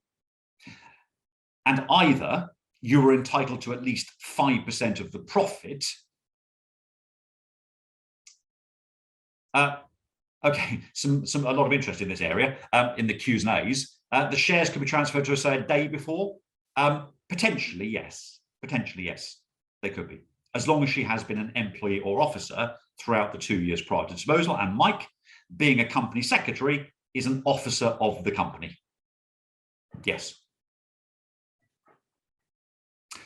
So as well as 5% ownership and voting power, you have to be entitled to at least 5% of the profit available for distribution and be entitled to at least 5% of the assets if there was a winding up or a distribution of the assets to the shareholders. Or it must be reasonable to assume that if the whole company was sold to a third party, you would be entitled to at least 5% of the proceeds from that sale. So the 5% ownership has to be a genuine 5% of everything ownership. You can't just create a special class of shares that entitles you to 5% of the voting power, at least, but doesn't give you 5% of the others as well. Shares held within discretionary trusts can't qualify, but shares that are held within interest in possession trusts can. And there's a special rule for EMI shares. So EMI shares acquired through EMI options qualify for BADA, irrespective of the percentage owned by the employee, as long as the employee had owned the options, so had been granted the options and owned the shares for a combined 24 months prior to disposal. So if I'm granted EMI options today, and 2.5 years later, I buy the shares by exercising those options, and that gives me 1% ownership of the company. And then 6 months later, that company is taken over. So I dispose of my shares and I'm still working for the company at that point. I get badder because I've owned the options and the shares now for some 2.5, 3 years. And I've been an officer or employee throughout the 2 years prior to disposal. Now, as well as the share sale qualifying for badder, we also have the concept of an associated disposal, where the associated disposal gain can also qualify for badder. And that's where somebody has a qualifying, let's say, qualifying shareholding, although they could be a partner in a partnership disposing of their partnership share, that also qualifies for badder. But they own an asset themselves personally, which is used in the trade in which they are a partner, if they are a partner, or used in a company where that person owns at least 5% and is an officer or employee. In other words, if they were to dispose of these shares in the company, it would qualify for badder. If they dispose of this associated asset, and it's normally a building which the company uses to carry out its trade, if they dispose of that as part of their withdrawal from the business, then the gain on the asset, the gain on the property, can also be eligible for BADR. However, a withdrawal from the business generally means they have to be disposing of at least a 5% interest in the partnership, if it's a partnership, or at least a 5% shareholding in the company otherwise. So if I own 51% of the shares in our company and I own the business premises from which the trade's carried out, then I would have to be disposing of at least 5% of the shares. So I'd have to go from 51 down to 46% at least if I'm to count the disposal of the property as an associated disposal. Now, that becomes problematic where, for example, I held 15%. I've disposed of 12% previously, and now I'm looking to get rid of the other 3%. Well, for the associated disposal, that's a problem, because I'm now going to be disposing of the premises as part of my withdrawal from the business, the selling of my final shareholding, when I've only got 3% left. So the law says that if I previously held 5% or more throughout 3 of the 8 years prior to disposing of this property, and I'm now disposing of my remaining less than 5% holding, I can get badder on the property. So it's quite a specific rule in that case. You don't have to actually retire. You can carry on working in the business. You've just got to be making a material disposal of your shareholding. That's the key thing. You have to have owned the property throughout the 3 years prior to disposal, not 2 years. And it must have been used by the partnership or the company throughout the 2 years prior to you selling that asset. So I've got to have owned the asset for at least 3 years before disposal, and the company must have used it in the trade for at least the 2 years prior to me selling that property. The gain that is potentially then available for badder is restricted, is reduced, if it was only used for part of the period for which I owned it. So if I owned it for the last 10 years, but it's only been used by the company for the last 3 years of that 10, then only 3/10 of the gain can qualify for badder. If only half of it was used by the company, only half the gain can qualify for badder. And to the extent I charged a rent, a market rent, for the company to use the property, I can't get BADA. So if I charged 75% of a market rent, I can only qualify for BADA on 25% of the gain on disposal. But for this purpose, you ignore any rent that was charged before entrepreneurs' relief was introduced. So you ignore any rent that was charged before the 6th of April 2008. So if they charged a full rent up to the 5th of April 2008 and then stopped charging rent thereafter, the gain qualifies for full BADR. So just an example to show you how these numbers might work. Let's say that on the 5th of April 21, your client sold some shares in a personal company, one they held 5% of the shares in. They've been a director and shareholder since 2011, so the gain qualifies for BADA. They also personally own the property from which the trade was conducted. They've owned it since the 6th of April 11, so 10 years. The company paid a full market rent from April 18 onwards, but no rent was paid before that date. And the property was then sold for a gain of 500,000 as part of the transaction by which they were selling their shares in the company. It's related to that share sale. Well, not all of that gain can qualify for BADA because they've been charging market rent. From the 6th of April 11 to the 5th of April 18, so for 7 years, they didn't charge any rent at all. It's only for the last 3 years before disposal, they've charged a full rent, which means that only 7/10, 70% of the gain, so 350 grand, is eligible for BADR. If they had rented the property for 75% of a full rent from the 6th of April 18, not a full rent, 3/4 of full rent, then the gain eligible for BADA would have been the first 7 years plus 3/10. Oh, hang on. That's not right. That isn't right. Let me change that. That's not right. Oh, I do apologize. I hope it won't spoil your enjoyment of the example, but let me just change that. That was some pretty basic maths I got wrong. Bear with me. Ah, dear. What an idiot. Okay, let me just correct this.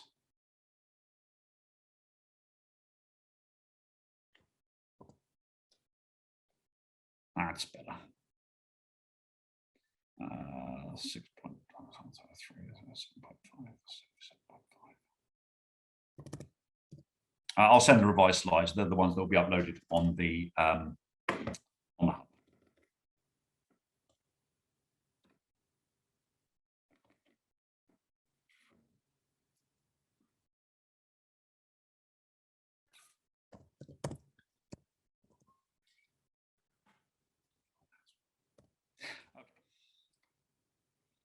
So my apologies.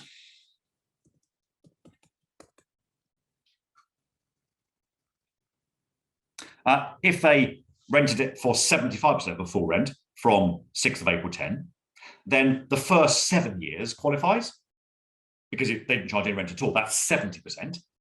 And for the other 3 years, 25% of the gain qualifies because they're essentially renting 3/4 of the building for full rent and 1/4 of it for no rent at all. So that quarter qualifies. So that comes to 77.5%. So 387.5 of the gain would be eligible for BADA. My apologies. Yeah, so if they charge less than the full rent, Colin, then BADA is only partly restricted, correct. If they charge half of the full rent, then the other half of the gain qualifies. If they charge 1/3 of a market rent, 2/3 of the gain qualifies. Absolutely, you got it.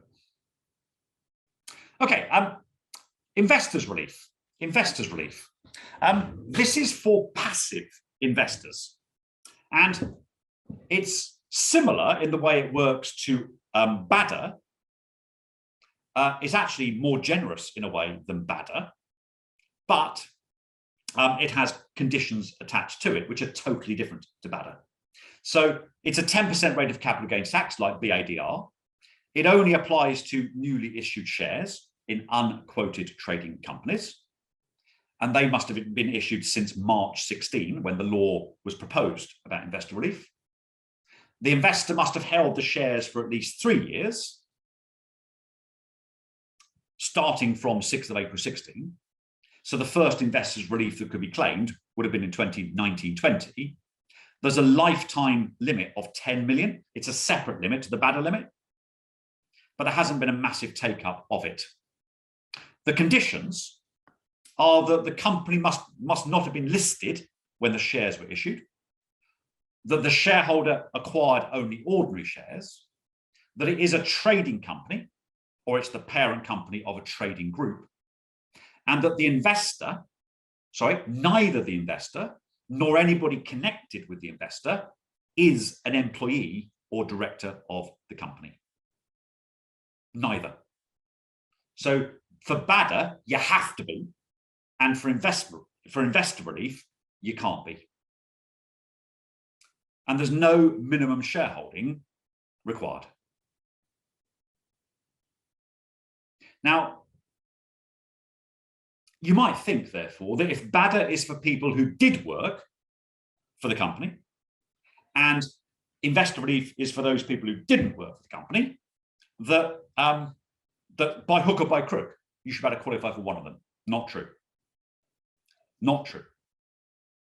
If you own less than 5% of non-EMI option shares and you work for the company, you can't get BADR because you have to own at least 5%, and you can't qualify for investor relief because you work for the company. So you can't get either relief, in fact. John, you can't just cancel existing shares and then issue new ones to replace them to get investor relief. I haven't looked at the legislation on investor relief for many a year, John. I can't imagine that that would be acceptable, but I'd need to read the legislation to actually confirm it. And I don't think I'll have time to cover that during the break, I'm afraid. It might be a question you need to ask the hub rather than me on this occasion. I'm sorry, I don't have the time, I don't think, to check that. Okay, I think we'll stop for our second break at this point. We've reached 11 o'clock. When we come back at 10 past, we will have a look at gift relief for giving away the shares in the company that you established and other exit routes that you can think about. And then we'll also talk about IHT planning for entrepreneurs as well. So back at 10 past, please. Okay, let's start again our final session together. Graham and Colin, you're asking questions around the same particular area. I'll need to have a look through the legislation and find out a reference, a basis, or a source for it.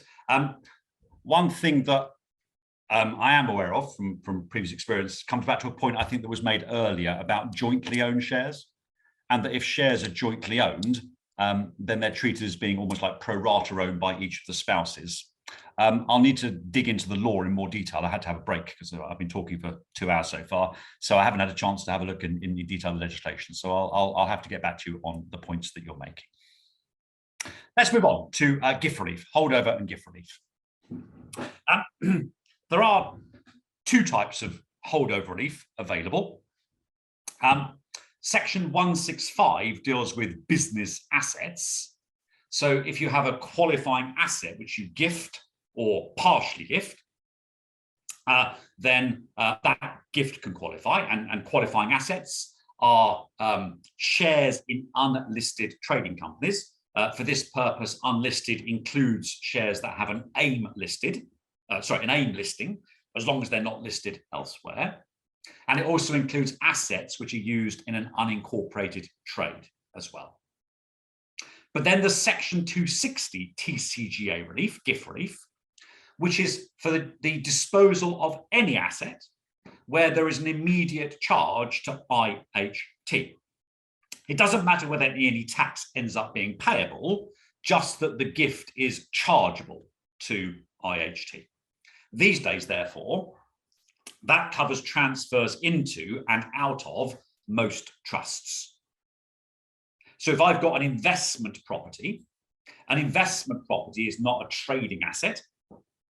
But if I transfer it, if I gift it into a trust, then from a capital gains perspective, I can claim gift relief on that disposal. So no capital gains tax liability arises. The gain is rolled over into the base cost to the trustees. But that gift is a chargeable transfer for IHT purposes, and it might attract IHT instead. So to get relief under section 165, regular gift relief, if you like, the conditions are much less onerous than for BADA. So if you own shares in an unquoted company, it doesn't matter how many shares you own, as long as it's a trading company, and I give them away, it's going to qualify. And I don't need to be an officer or employee of the company either. Certain other assets, like agricultural land, can qualify for gift relief. Quoted shares in trading companies, so fully listed shares, can also qualify, but the donor has to own at least 5% of the shares, votes, rights to assets, rights to income in a distribution. And in cases where the individual is giving away shares in a company and they own more than 5%, whether that's a quoted company or unquoted, doesn't matter, there may be a restriction on the gain eligible if the company has underlying chargeable assets that if it sold them would give rise to a chargeable gain or allowable loss, but they're not trading, they're not assets used in a trade. So if it has chargeable investments, for example, or it has a chargeable investment property within the company's balance sheet, as well as loads of other trading assets, then there could be a restriction on the amount of gift relief that could be claimed. You take the gain potentially eligible for gift relief multiplied by the market value of the company's chargeable business assets, those that are used in a trade, divided by the total market value of chargeable assets. Derek, I did say at the beginning of this session that I was going to check, because somebody asked me for a reference or a source. I'm going to go away and check it. I didn't get a chance during the break because I needed a break after 2 hours of talking. So I will come back to Quantuma with my thoughts, okay? Brilliant. Daniel, gifting shares between spouses. Well, transfers between spouses, Daniel, are automatically at no gain, no loss for capital gains purposes. So no gain arises. Essentially, the receiving spouse acquires the shares at the original cost to the giving spouse, and therefore you don't need to make any claim. It's a no gain, no loss transfer. So gift relief doesn't come into it. I hope that makes sense. Okay, cool. Now, the effect of making a gift relief claim, the donor isn't charged on the gain arising. The recipient takes over the asset essentially at the donor's original base cost for capital gains tax purposes. And that means that when the donee, when the recipient sells the asset later, they'll have a larger gain arising than would otherwise have been the case. Because essentially, the increase in value since the donor acquired it to when the donee, when the recipient acquired it, that increase in value is ignored until the recipient sells the asset. And then they are taxed on that increase, plus any further change since they acquired it. It requires a joint claim by the donor and the recipient, although the donor is perfectly entitled to turn around to the donee, the recipient, and say, I'm not going to give it to you unless you actually elect with me for gift relief. And the only exception to that rule is that if I make a gift into a trust, then only I have to make the election. I don't have to get the trustees to agree. So a section 260 claim is only made by the donor, but a section 165 claim must be made jointly by donor and donee.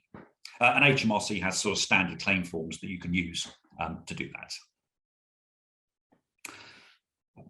The recipient has to be within the scope of capital gains tax in order for us to be able to claim gift relief. and that's by virtue of being UK resident in the year when the gift takes place.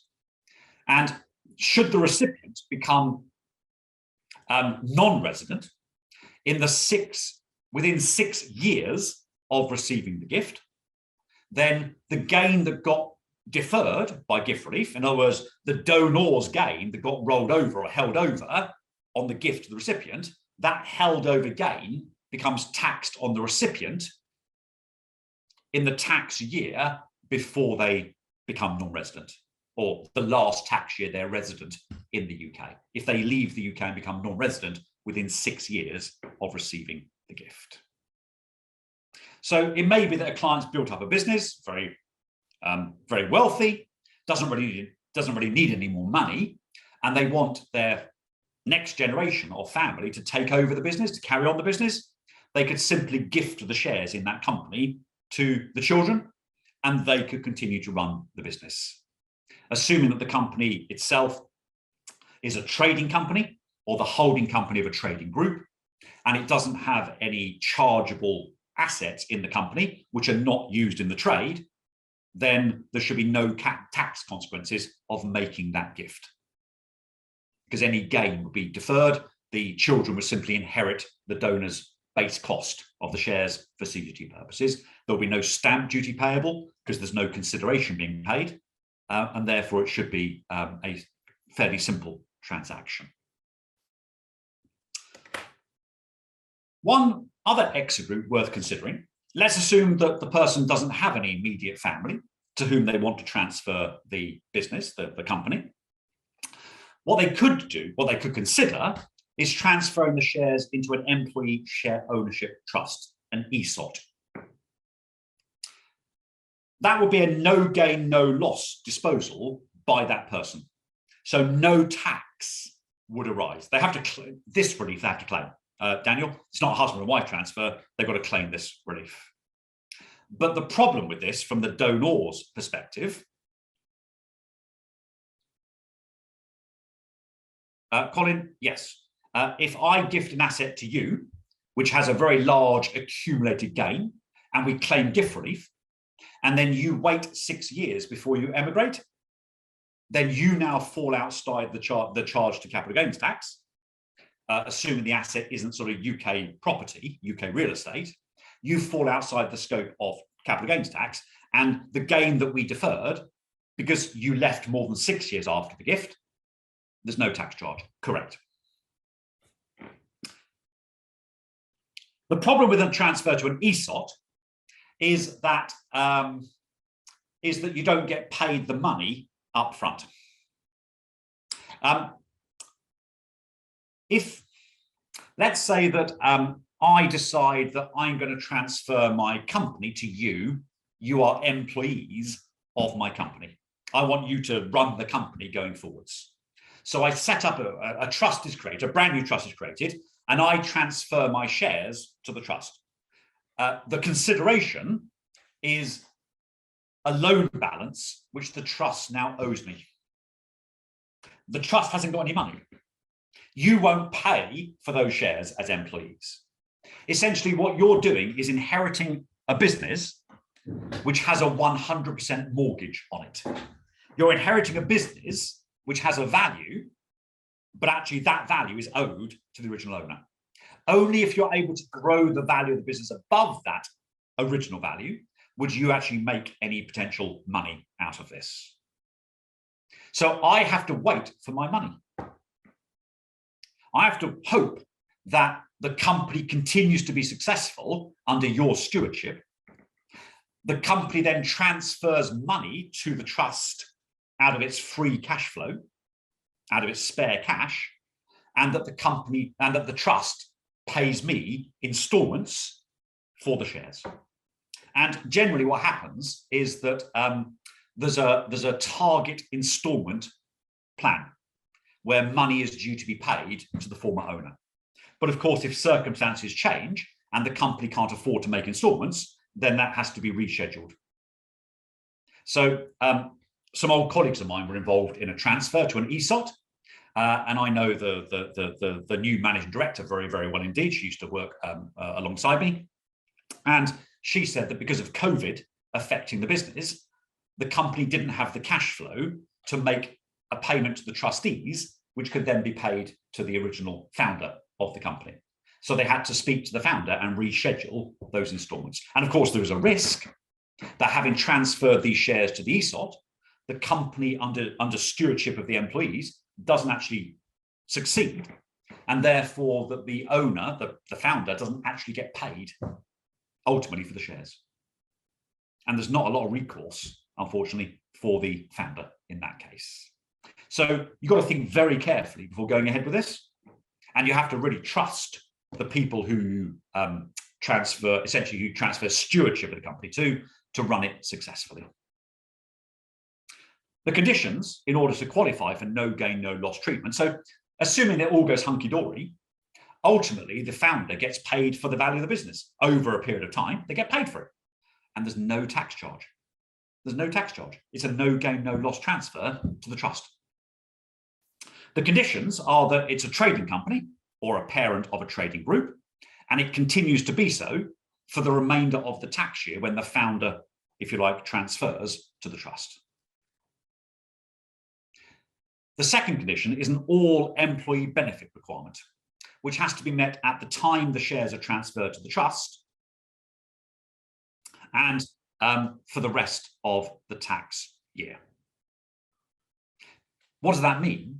It means that essentially the only possible beneficiaries of the trust, now that the shares have been transferred to the trust, are the employees or officers of that company. The trust is not allowed to make any loans to those beneficiaries, and the beneficiaries have to benefit on the same terms. There can be differentials for seniority and for length of employment, but broadly on comparable terms.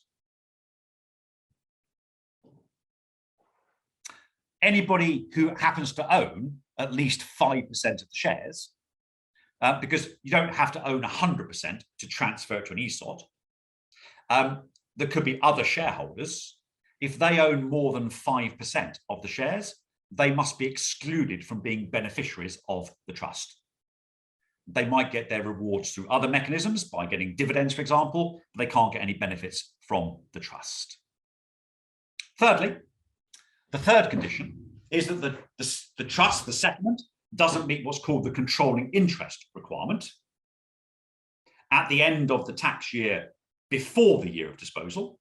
So at the end of the previous tax year, the trust didn't control the company, but by the end of the tax year of disposal, when I transfer my shares into this trust, by the end of that tax year, they must control the company. So they must own less than 50% by the end of the previous year and own more than 50% afterwards. Can the donor select who can receive the shares? No, no. The shares go into trust, Simon. The shares go into a trust. No person receives those shares. The trustees receive those shares.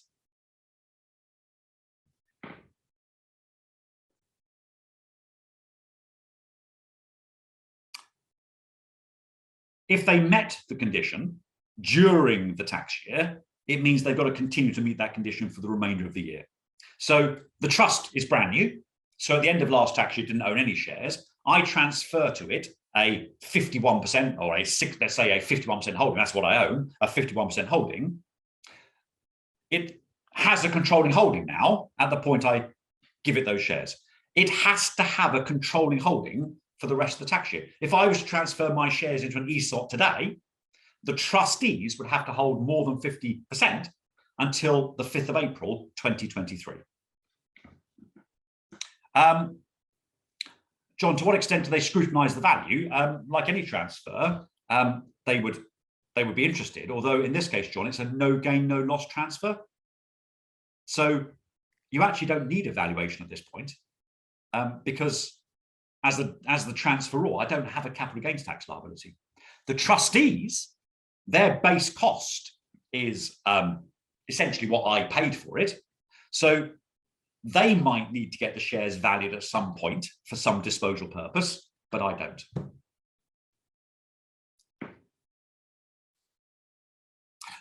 Yeah, you'll make a claim for ESOP relief, generally through the tax return. Yeah, generally through the tax return. You'll disclose that you transferred shares to an ESOP and you're claiming no gain, no loss treatments. Although you might want to see clearance, by the way, Derek, beforehand, to make sure you have met all these conditions, or you will meet all these conditions. The fourth, can you select which employees can be trustees? The trustees, that's interesting. The trustee is normally, well, I'm sorry, not normally, but the trustee is often actually a company. It's a corporate trustee. So there are therefore directors of the company who are, I suppose you could say, the people who are providing the trustee services. So I think you probably can select who the trustees are. Yes. Yeah, absolutely. Can you prevent some employees from benefiting? Absolutely not, Simon, because of the all employee benefit test we saw on the last slide. You have to meet a fourth condition, which is the limited participation requirement, which we'll talk about in a moment. And fifth, that this section on ESOP relief doesn't apply to any related disposal by the taxpayer or any connected person in an earlier year. So we can't take account of any transactions previously, only the one that puts it into the ESOP. So this limited participation test, which you also have to meet. So note how many conditions there are, please. Yeah, note how many conditions there are. This fourth condition has two subconditions. Firstly, there was no time in the 12 months prior to disposal when the taxpayer was a shareholder in the company and the participator fraction exceeded 40%. Okay, now it's kind of assumed that the taxpayer was a shareholder in the company because they're the ones that transferred the shares into the trust.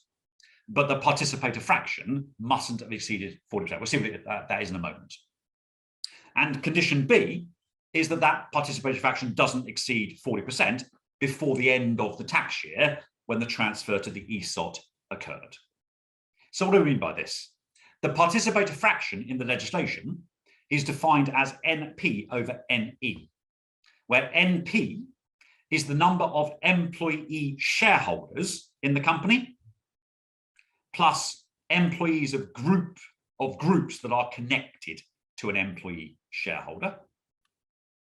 And NE is just the total number of employees of the company, or if it's a parent company, of the group. So the participator fraction is essentially the number of employee shareholders as a percentage of the number of total employees. It's got nothing to do with how many shares they own, just how many employees owned shares and how many didn't. And if the number that held shares divided by the total number of employees who both held and didn't held shares is more than 40%, then my transfer into the ESOP does not qualify for no gain, no loss treatment. So whilst some of the employees are allowed to hold shares, I suppose we can say that by number, not more than 40% of the total employees can be shareholders in that company. That's what this is saying.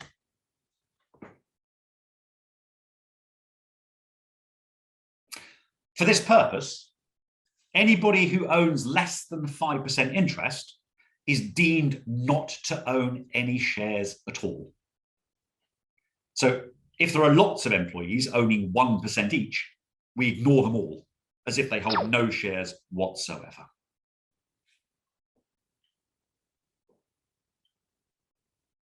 Now, as well as the main benefit being for the shareholder, for the founder who's trying to get out here on a no gain, no loss basis, there are other benefits of the ESOP.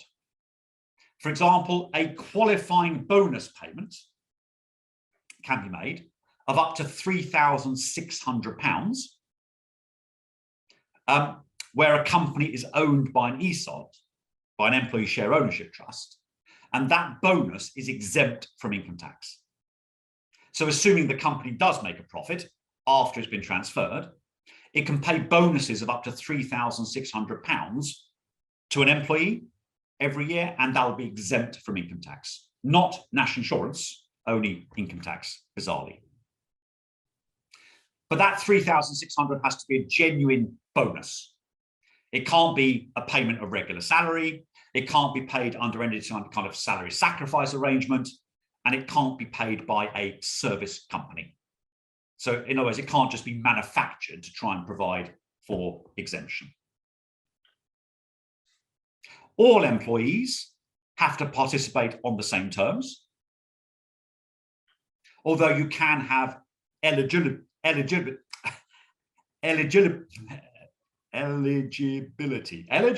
requirements for up to 12 months continuous service. You can say to them, you only qualify for a bonus after you've been here 12 months. Awards can be determined by reference to remuneration. So I suppose we can therefore say seniority, by length of service, and also hours worked. So you are allowed to give a pro rata bigger bonus to somebody who's full-time compared to someone who's part-time, but it has to be linear. It has to be a linear relationship. And all participating employees have to get something under the bonus scheme. Sarah, I will in a moment, with pleasure. And the scheme mustn't have the impact of conferring benefits wholly or mainly on just the directors of the company, or just on the highest paid employees of the company, or just employees that work in a particular part of the company. It's got to be an all-employee bonus scheme. The other main benefit is that the transfer to the trust by the founder, which would ordinarily be a chargeable transfer for IHT purposes, is exempted, and the trust itself is also exempted from all IHT charges.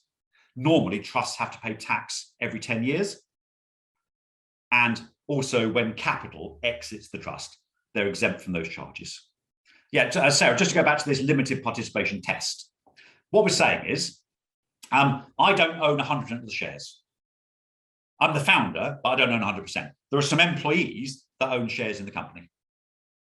I want to transfer my shares into an EOT, an employee ownership trust, okay? An ESOT, employee share ownership trust. I would only qualify for no gain, no loss treatment if the number of employees who own shares in the company divided by the total number of employees, in other words, those that own shares and those that don't, if that ratio is no more than 40%. It's got nothing to do with 40% of the shares whatsoever. It's the number of people, number of employees who own shares divided by the total number of employees, those that do and those that don't. And any employee that owns less than 5% for this purpose, for this test, is deemed to own none at all. So they would count as NE, but they wouldn't count as NP. NP is basically number of participators, number of shareholders. NE is number of employees. That's how the test works. If 15 employees own shares and 25 don't, then that means the fraction is 15/40ths, which is, I think, 37.5%. And therefore, we don't exceed the fraction. And therefore, we meet this limited participation test.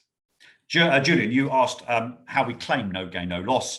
There's no prescribed way of doing it, so you can do it in the tax return. So you explain in the capital gains pages that you transferred your shares to an EOT and you're now claiming no gain, no loss treatment. But I did say that you might want to go through a clearance procedure first to make sure that the HMRC is satisfied that you meet the conditions. Okay, good. The drawbacks of ESOTs. The entrepreneur that's exiting doesn't get paid immediately.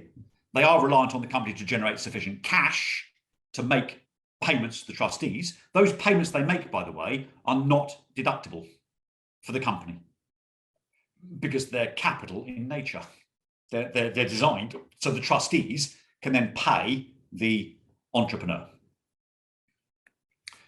There will be a target schedule of payments, but that would depend on the company having sufficient cash to make the transfer to the trustees. So they are risky. They are risky. Now, one of two remaining routes that the company could take, or the entrepreneur could take, is to have the company buy back their shares. When there's a company buyback of shares, if the shareholders selling their shares back to the company is a company itself, a corporate shareholder, then when they sell their shares back to the company, that's always treated as a capital transaction.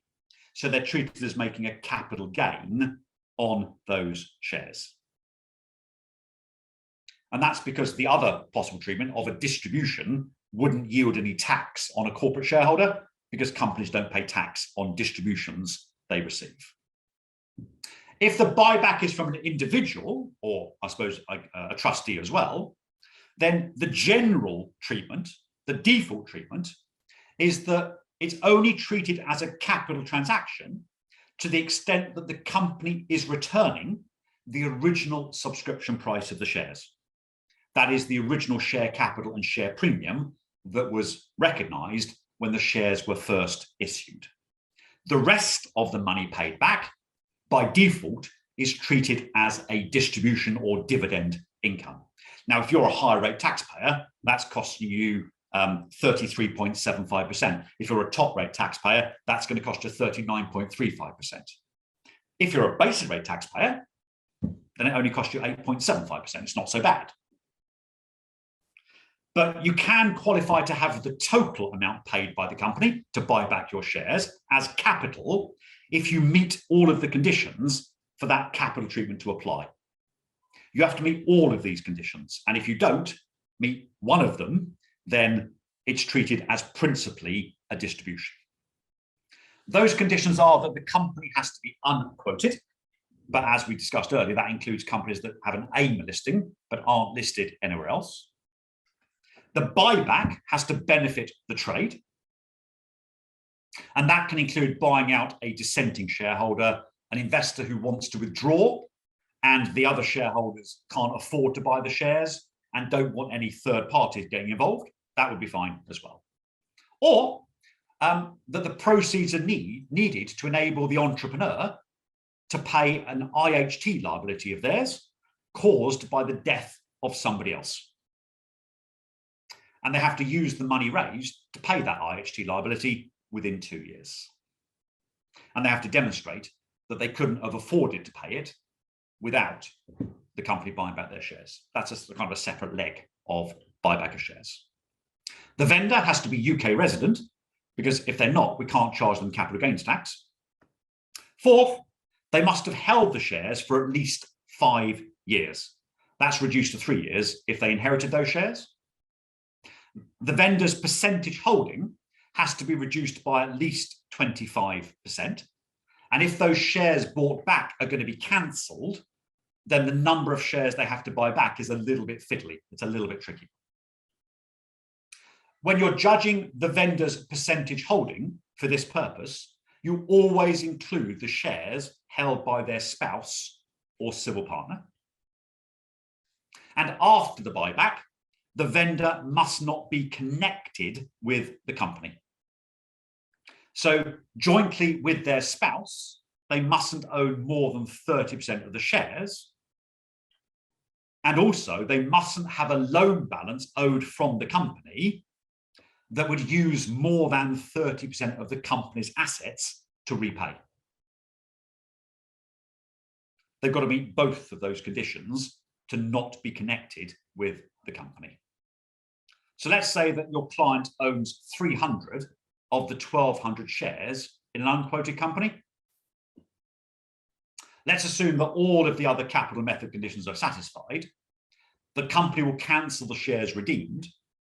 How many shares does the company have to buy for the shareholder to achieve capital method? Well, they've got to reduce their shareholding by at least 25%. So the way you tackle this, and I'll just bring this spreadsheet up on the screen and use a spare tab. And I'll share it with you in a moment. Just give me 2 seconds. It is a bit fiddly because what we have to say is that at present, they own 300 out of 1,200, which is 25%. So assuming there's no loans involved here, they're already not connected with the company. So they need to reduce their holding, their percentage holding, by 25%, i.e. to a maximum of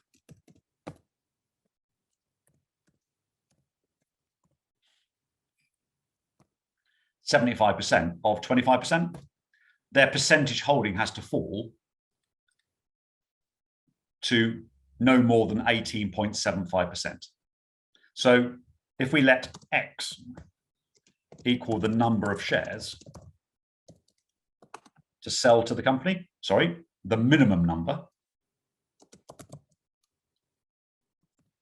of shares to sell to the company, then after the buyback,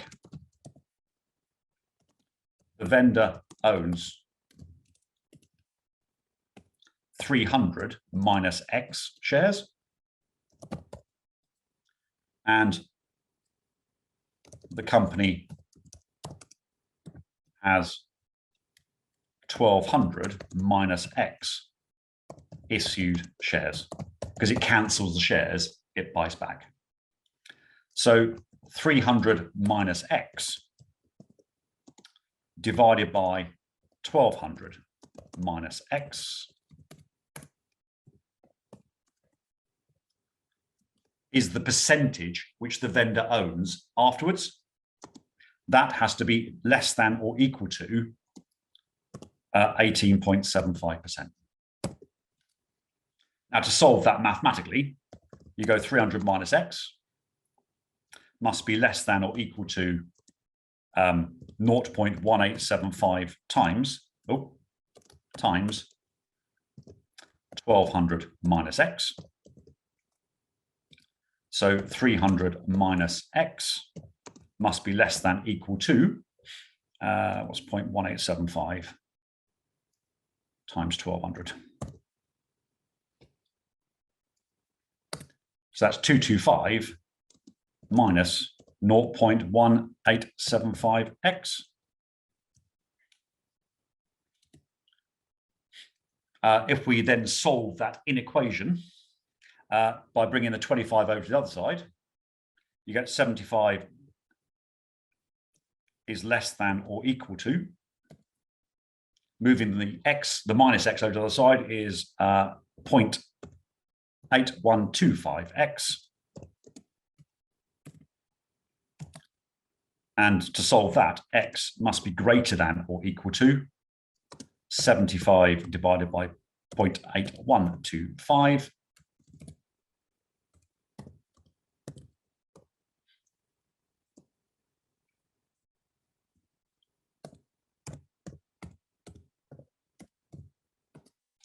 Which comes to 92.3.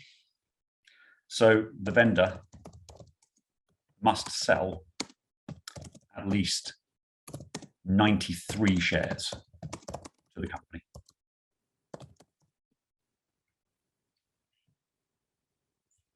Because that will reduce their shareholding to 18.75% or fewer. In other words, the calculation is a bit more tricky than you may think. Okay, let's go back to the slides.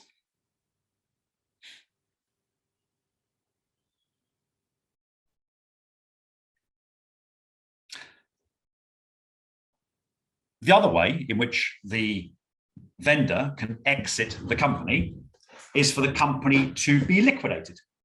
So the company's achieved its purpose. There's no need for the company to continue. It can realize its assets, discharge its liabilities, and pay the cash to the shareholders. As soon as the company appoints a liquidator, that is the end of a chargeable period for corporation tax purposes. And a new one begins essentially on the day that the liquidator is appointed. And if a subsidiary is in liquidation, the parent no longer controls it, the liquidator does, and therefore no group relief of losses is possible thereafter involving that subsidiary. Any distributions to a shareholder during liquidation is treated as capital proceeds for the sale of their shares. So the beauty of a liquidation is that it will follow capital gains treatment, unlike the purchase of own shares, which if you get it wrong, ends up being treated pretty much as a massive dividend to the shareholder. But of course, then you have the cost of liquidation to factor in as well. If the liquidator pays out an interim amount and then will pay out a later amount once the rest of the assets have been realized, the interim amount is treated as a part disposal of the shares. So you work out the gain using regular part disposal principles.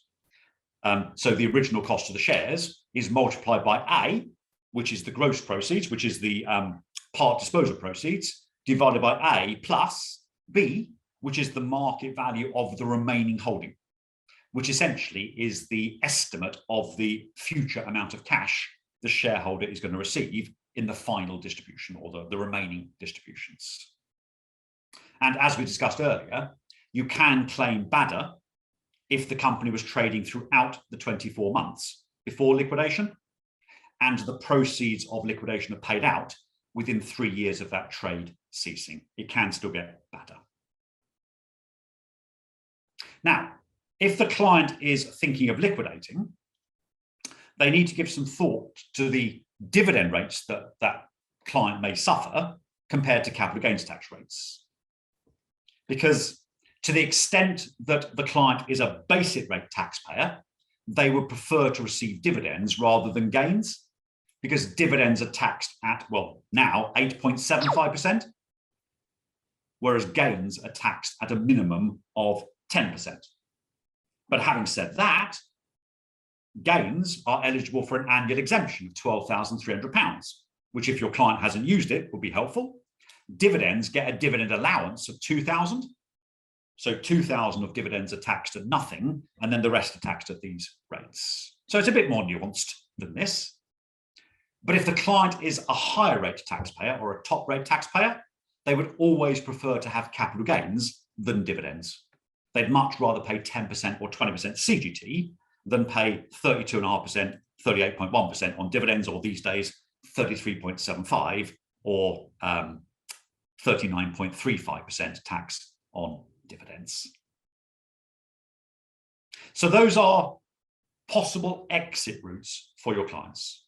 Sell the shares, claim BADA, give the shares away, transfer them to an employee ownership trust, have a share buyback, or liquidate the company. Now, we don't have much time left because I like to encourage questions. Thankfully, you have participated in doing so, but that does mean we get less coverage of the material. So I've got a little bit of time to discuss with you a bit about estate planning. Now, you can only give estate planning advice if you have a thorough grasp of relevant capital gains principles and relevant IHT principles.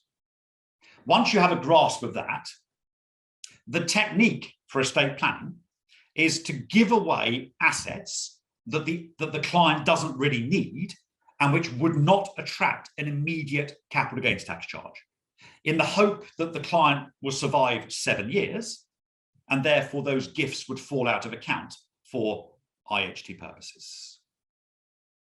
But if a lifetime gift today would trigger an immediate capital gains tax liability, then it's possibly not worth doing that. So once we understand how the CGT rules and the IHT rules impact upon different assets, we can then give our advice. To show you the problem and the opposite forces that are at play here, the best advice you can give somebody for IHT purposes is don't die. Don't die. because if you don't die, no IHT arises.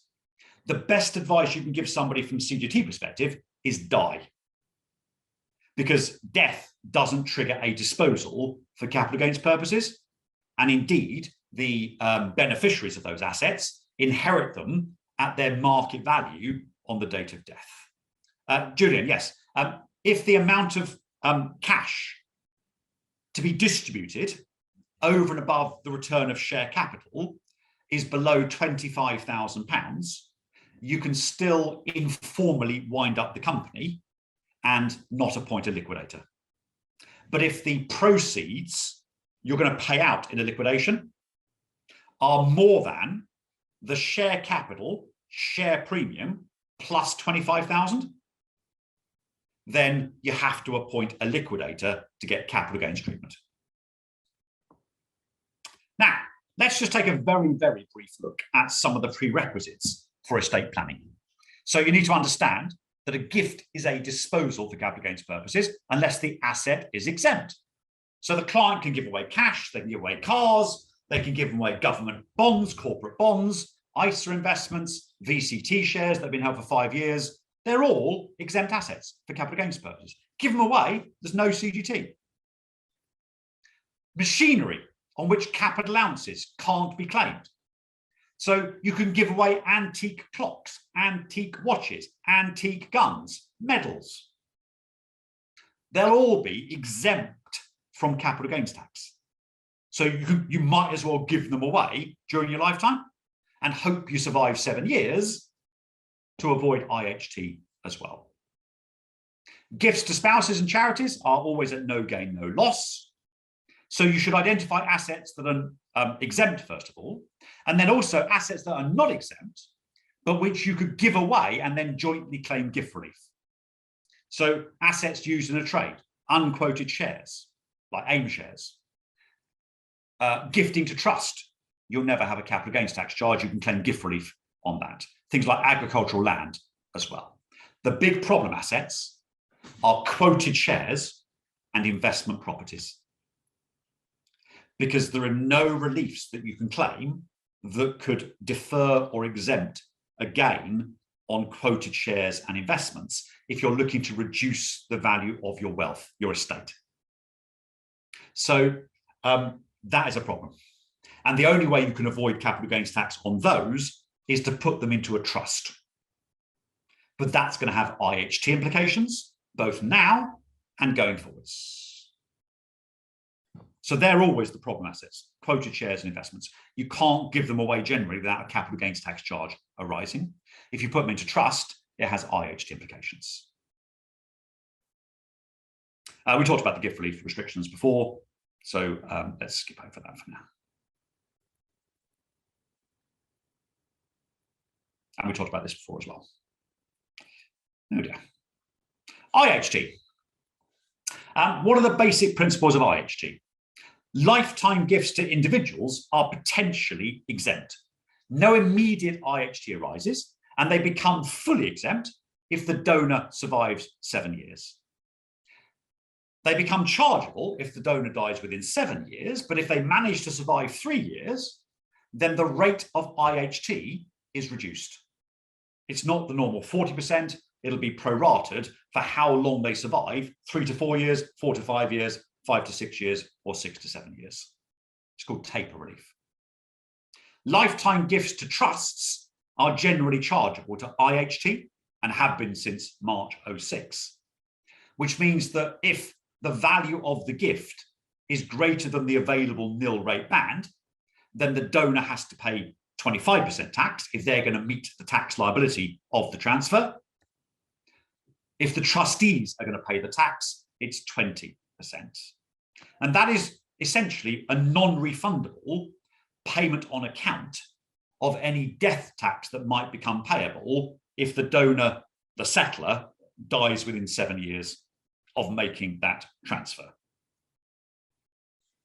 So if the donor dies, they are taxable, their estate, or rather their gifts, are taxable if they were made within 7 years of death, and their net assets at the date of death are also taxable, generally at 40%. but if they leave at least 10% of their assets or their estate to charity, then the IHT rate goes down to 36%. There are various exemptions for IHT purposes. For lifetime gifts, charity, spouse, a political party that had at least one MP at the last general election, agricultural property, and business property. Business property relief is a very important relief for IHT purposes. There's a marriage exemption. So if you give a wedding present, the first 5,000 by a parent is IHT exempt, the first 2.5 grand by a grandparent, or £1,000 by anybody else. And also gifts out of income. As long as they're habitual gifts, in other words, they're kind of regular gifts, and the person doesn't suffer a fall in living standards by making them, then they're gifts out of income. They're not capital gifts, and therefore they are exempt from IHT. And everybody has a £3,000 annual exemption for capital gifts, which can be carried forward for 1 year and used after the following year's exemption if necessary. So essentially the annual exemption is 6 grand every 2 years. For the death estate, there are relatively few exemptions. It's charity, spouse, political party, and then just APR and BPR. Now, we don't have time to go into more detail on this subject on this occasion. So maybe estate planning is something that we can return to on a future occasion. We've reached after our 12 o'clock finishing time, even accounting for the time we lost when I was down for about 2 minutes. We're not going to get through the rest of these slides in the time available. So it might be worth considering whether there should be a future session on estate planning in more detail. But once you have a firm grasp of the capital gains tax implications and the IHT implications of the various assets that a client owns, estate planning becomes straightforward. If you give these away, you won't suffer capital gains tax. And if you survive 7 years, there's no IHT. Things like assets qualify for BPR, whether you give them away now or you keep them makes no difference. If you keep them, they'll be exempt from CGT on death, and they'll be exempt from IHT because of BPR. So you might as well keep them. So you start to formulate an approach. But I think at this point, we'll stop because we have gone beyond our advertised finishing time. I'm sure that many of you have other things you need to be doing. In fact, I can see, I think that some people are already starting to leave. So I'll stop at this point. If you have any final questions, then by all means stick them in the chat or stick them in the Q&As, and I'll certainly hang around for a few minutes and answer any remaining questions. I hope it's been useful. Thank you for all of your questions. It does make it more interesting for me because I don't see any of you. I'm just talking to myself otherwise for 3 hours. So I appreciate that. Have a great afternoon and have a great weekend.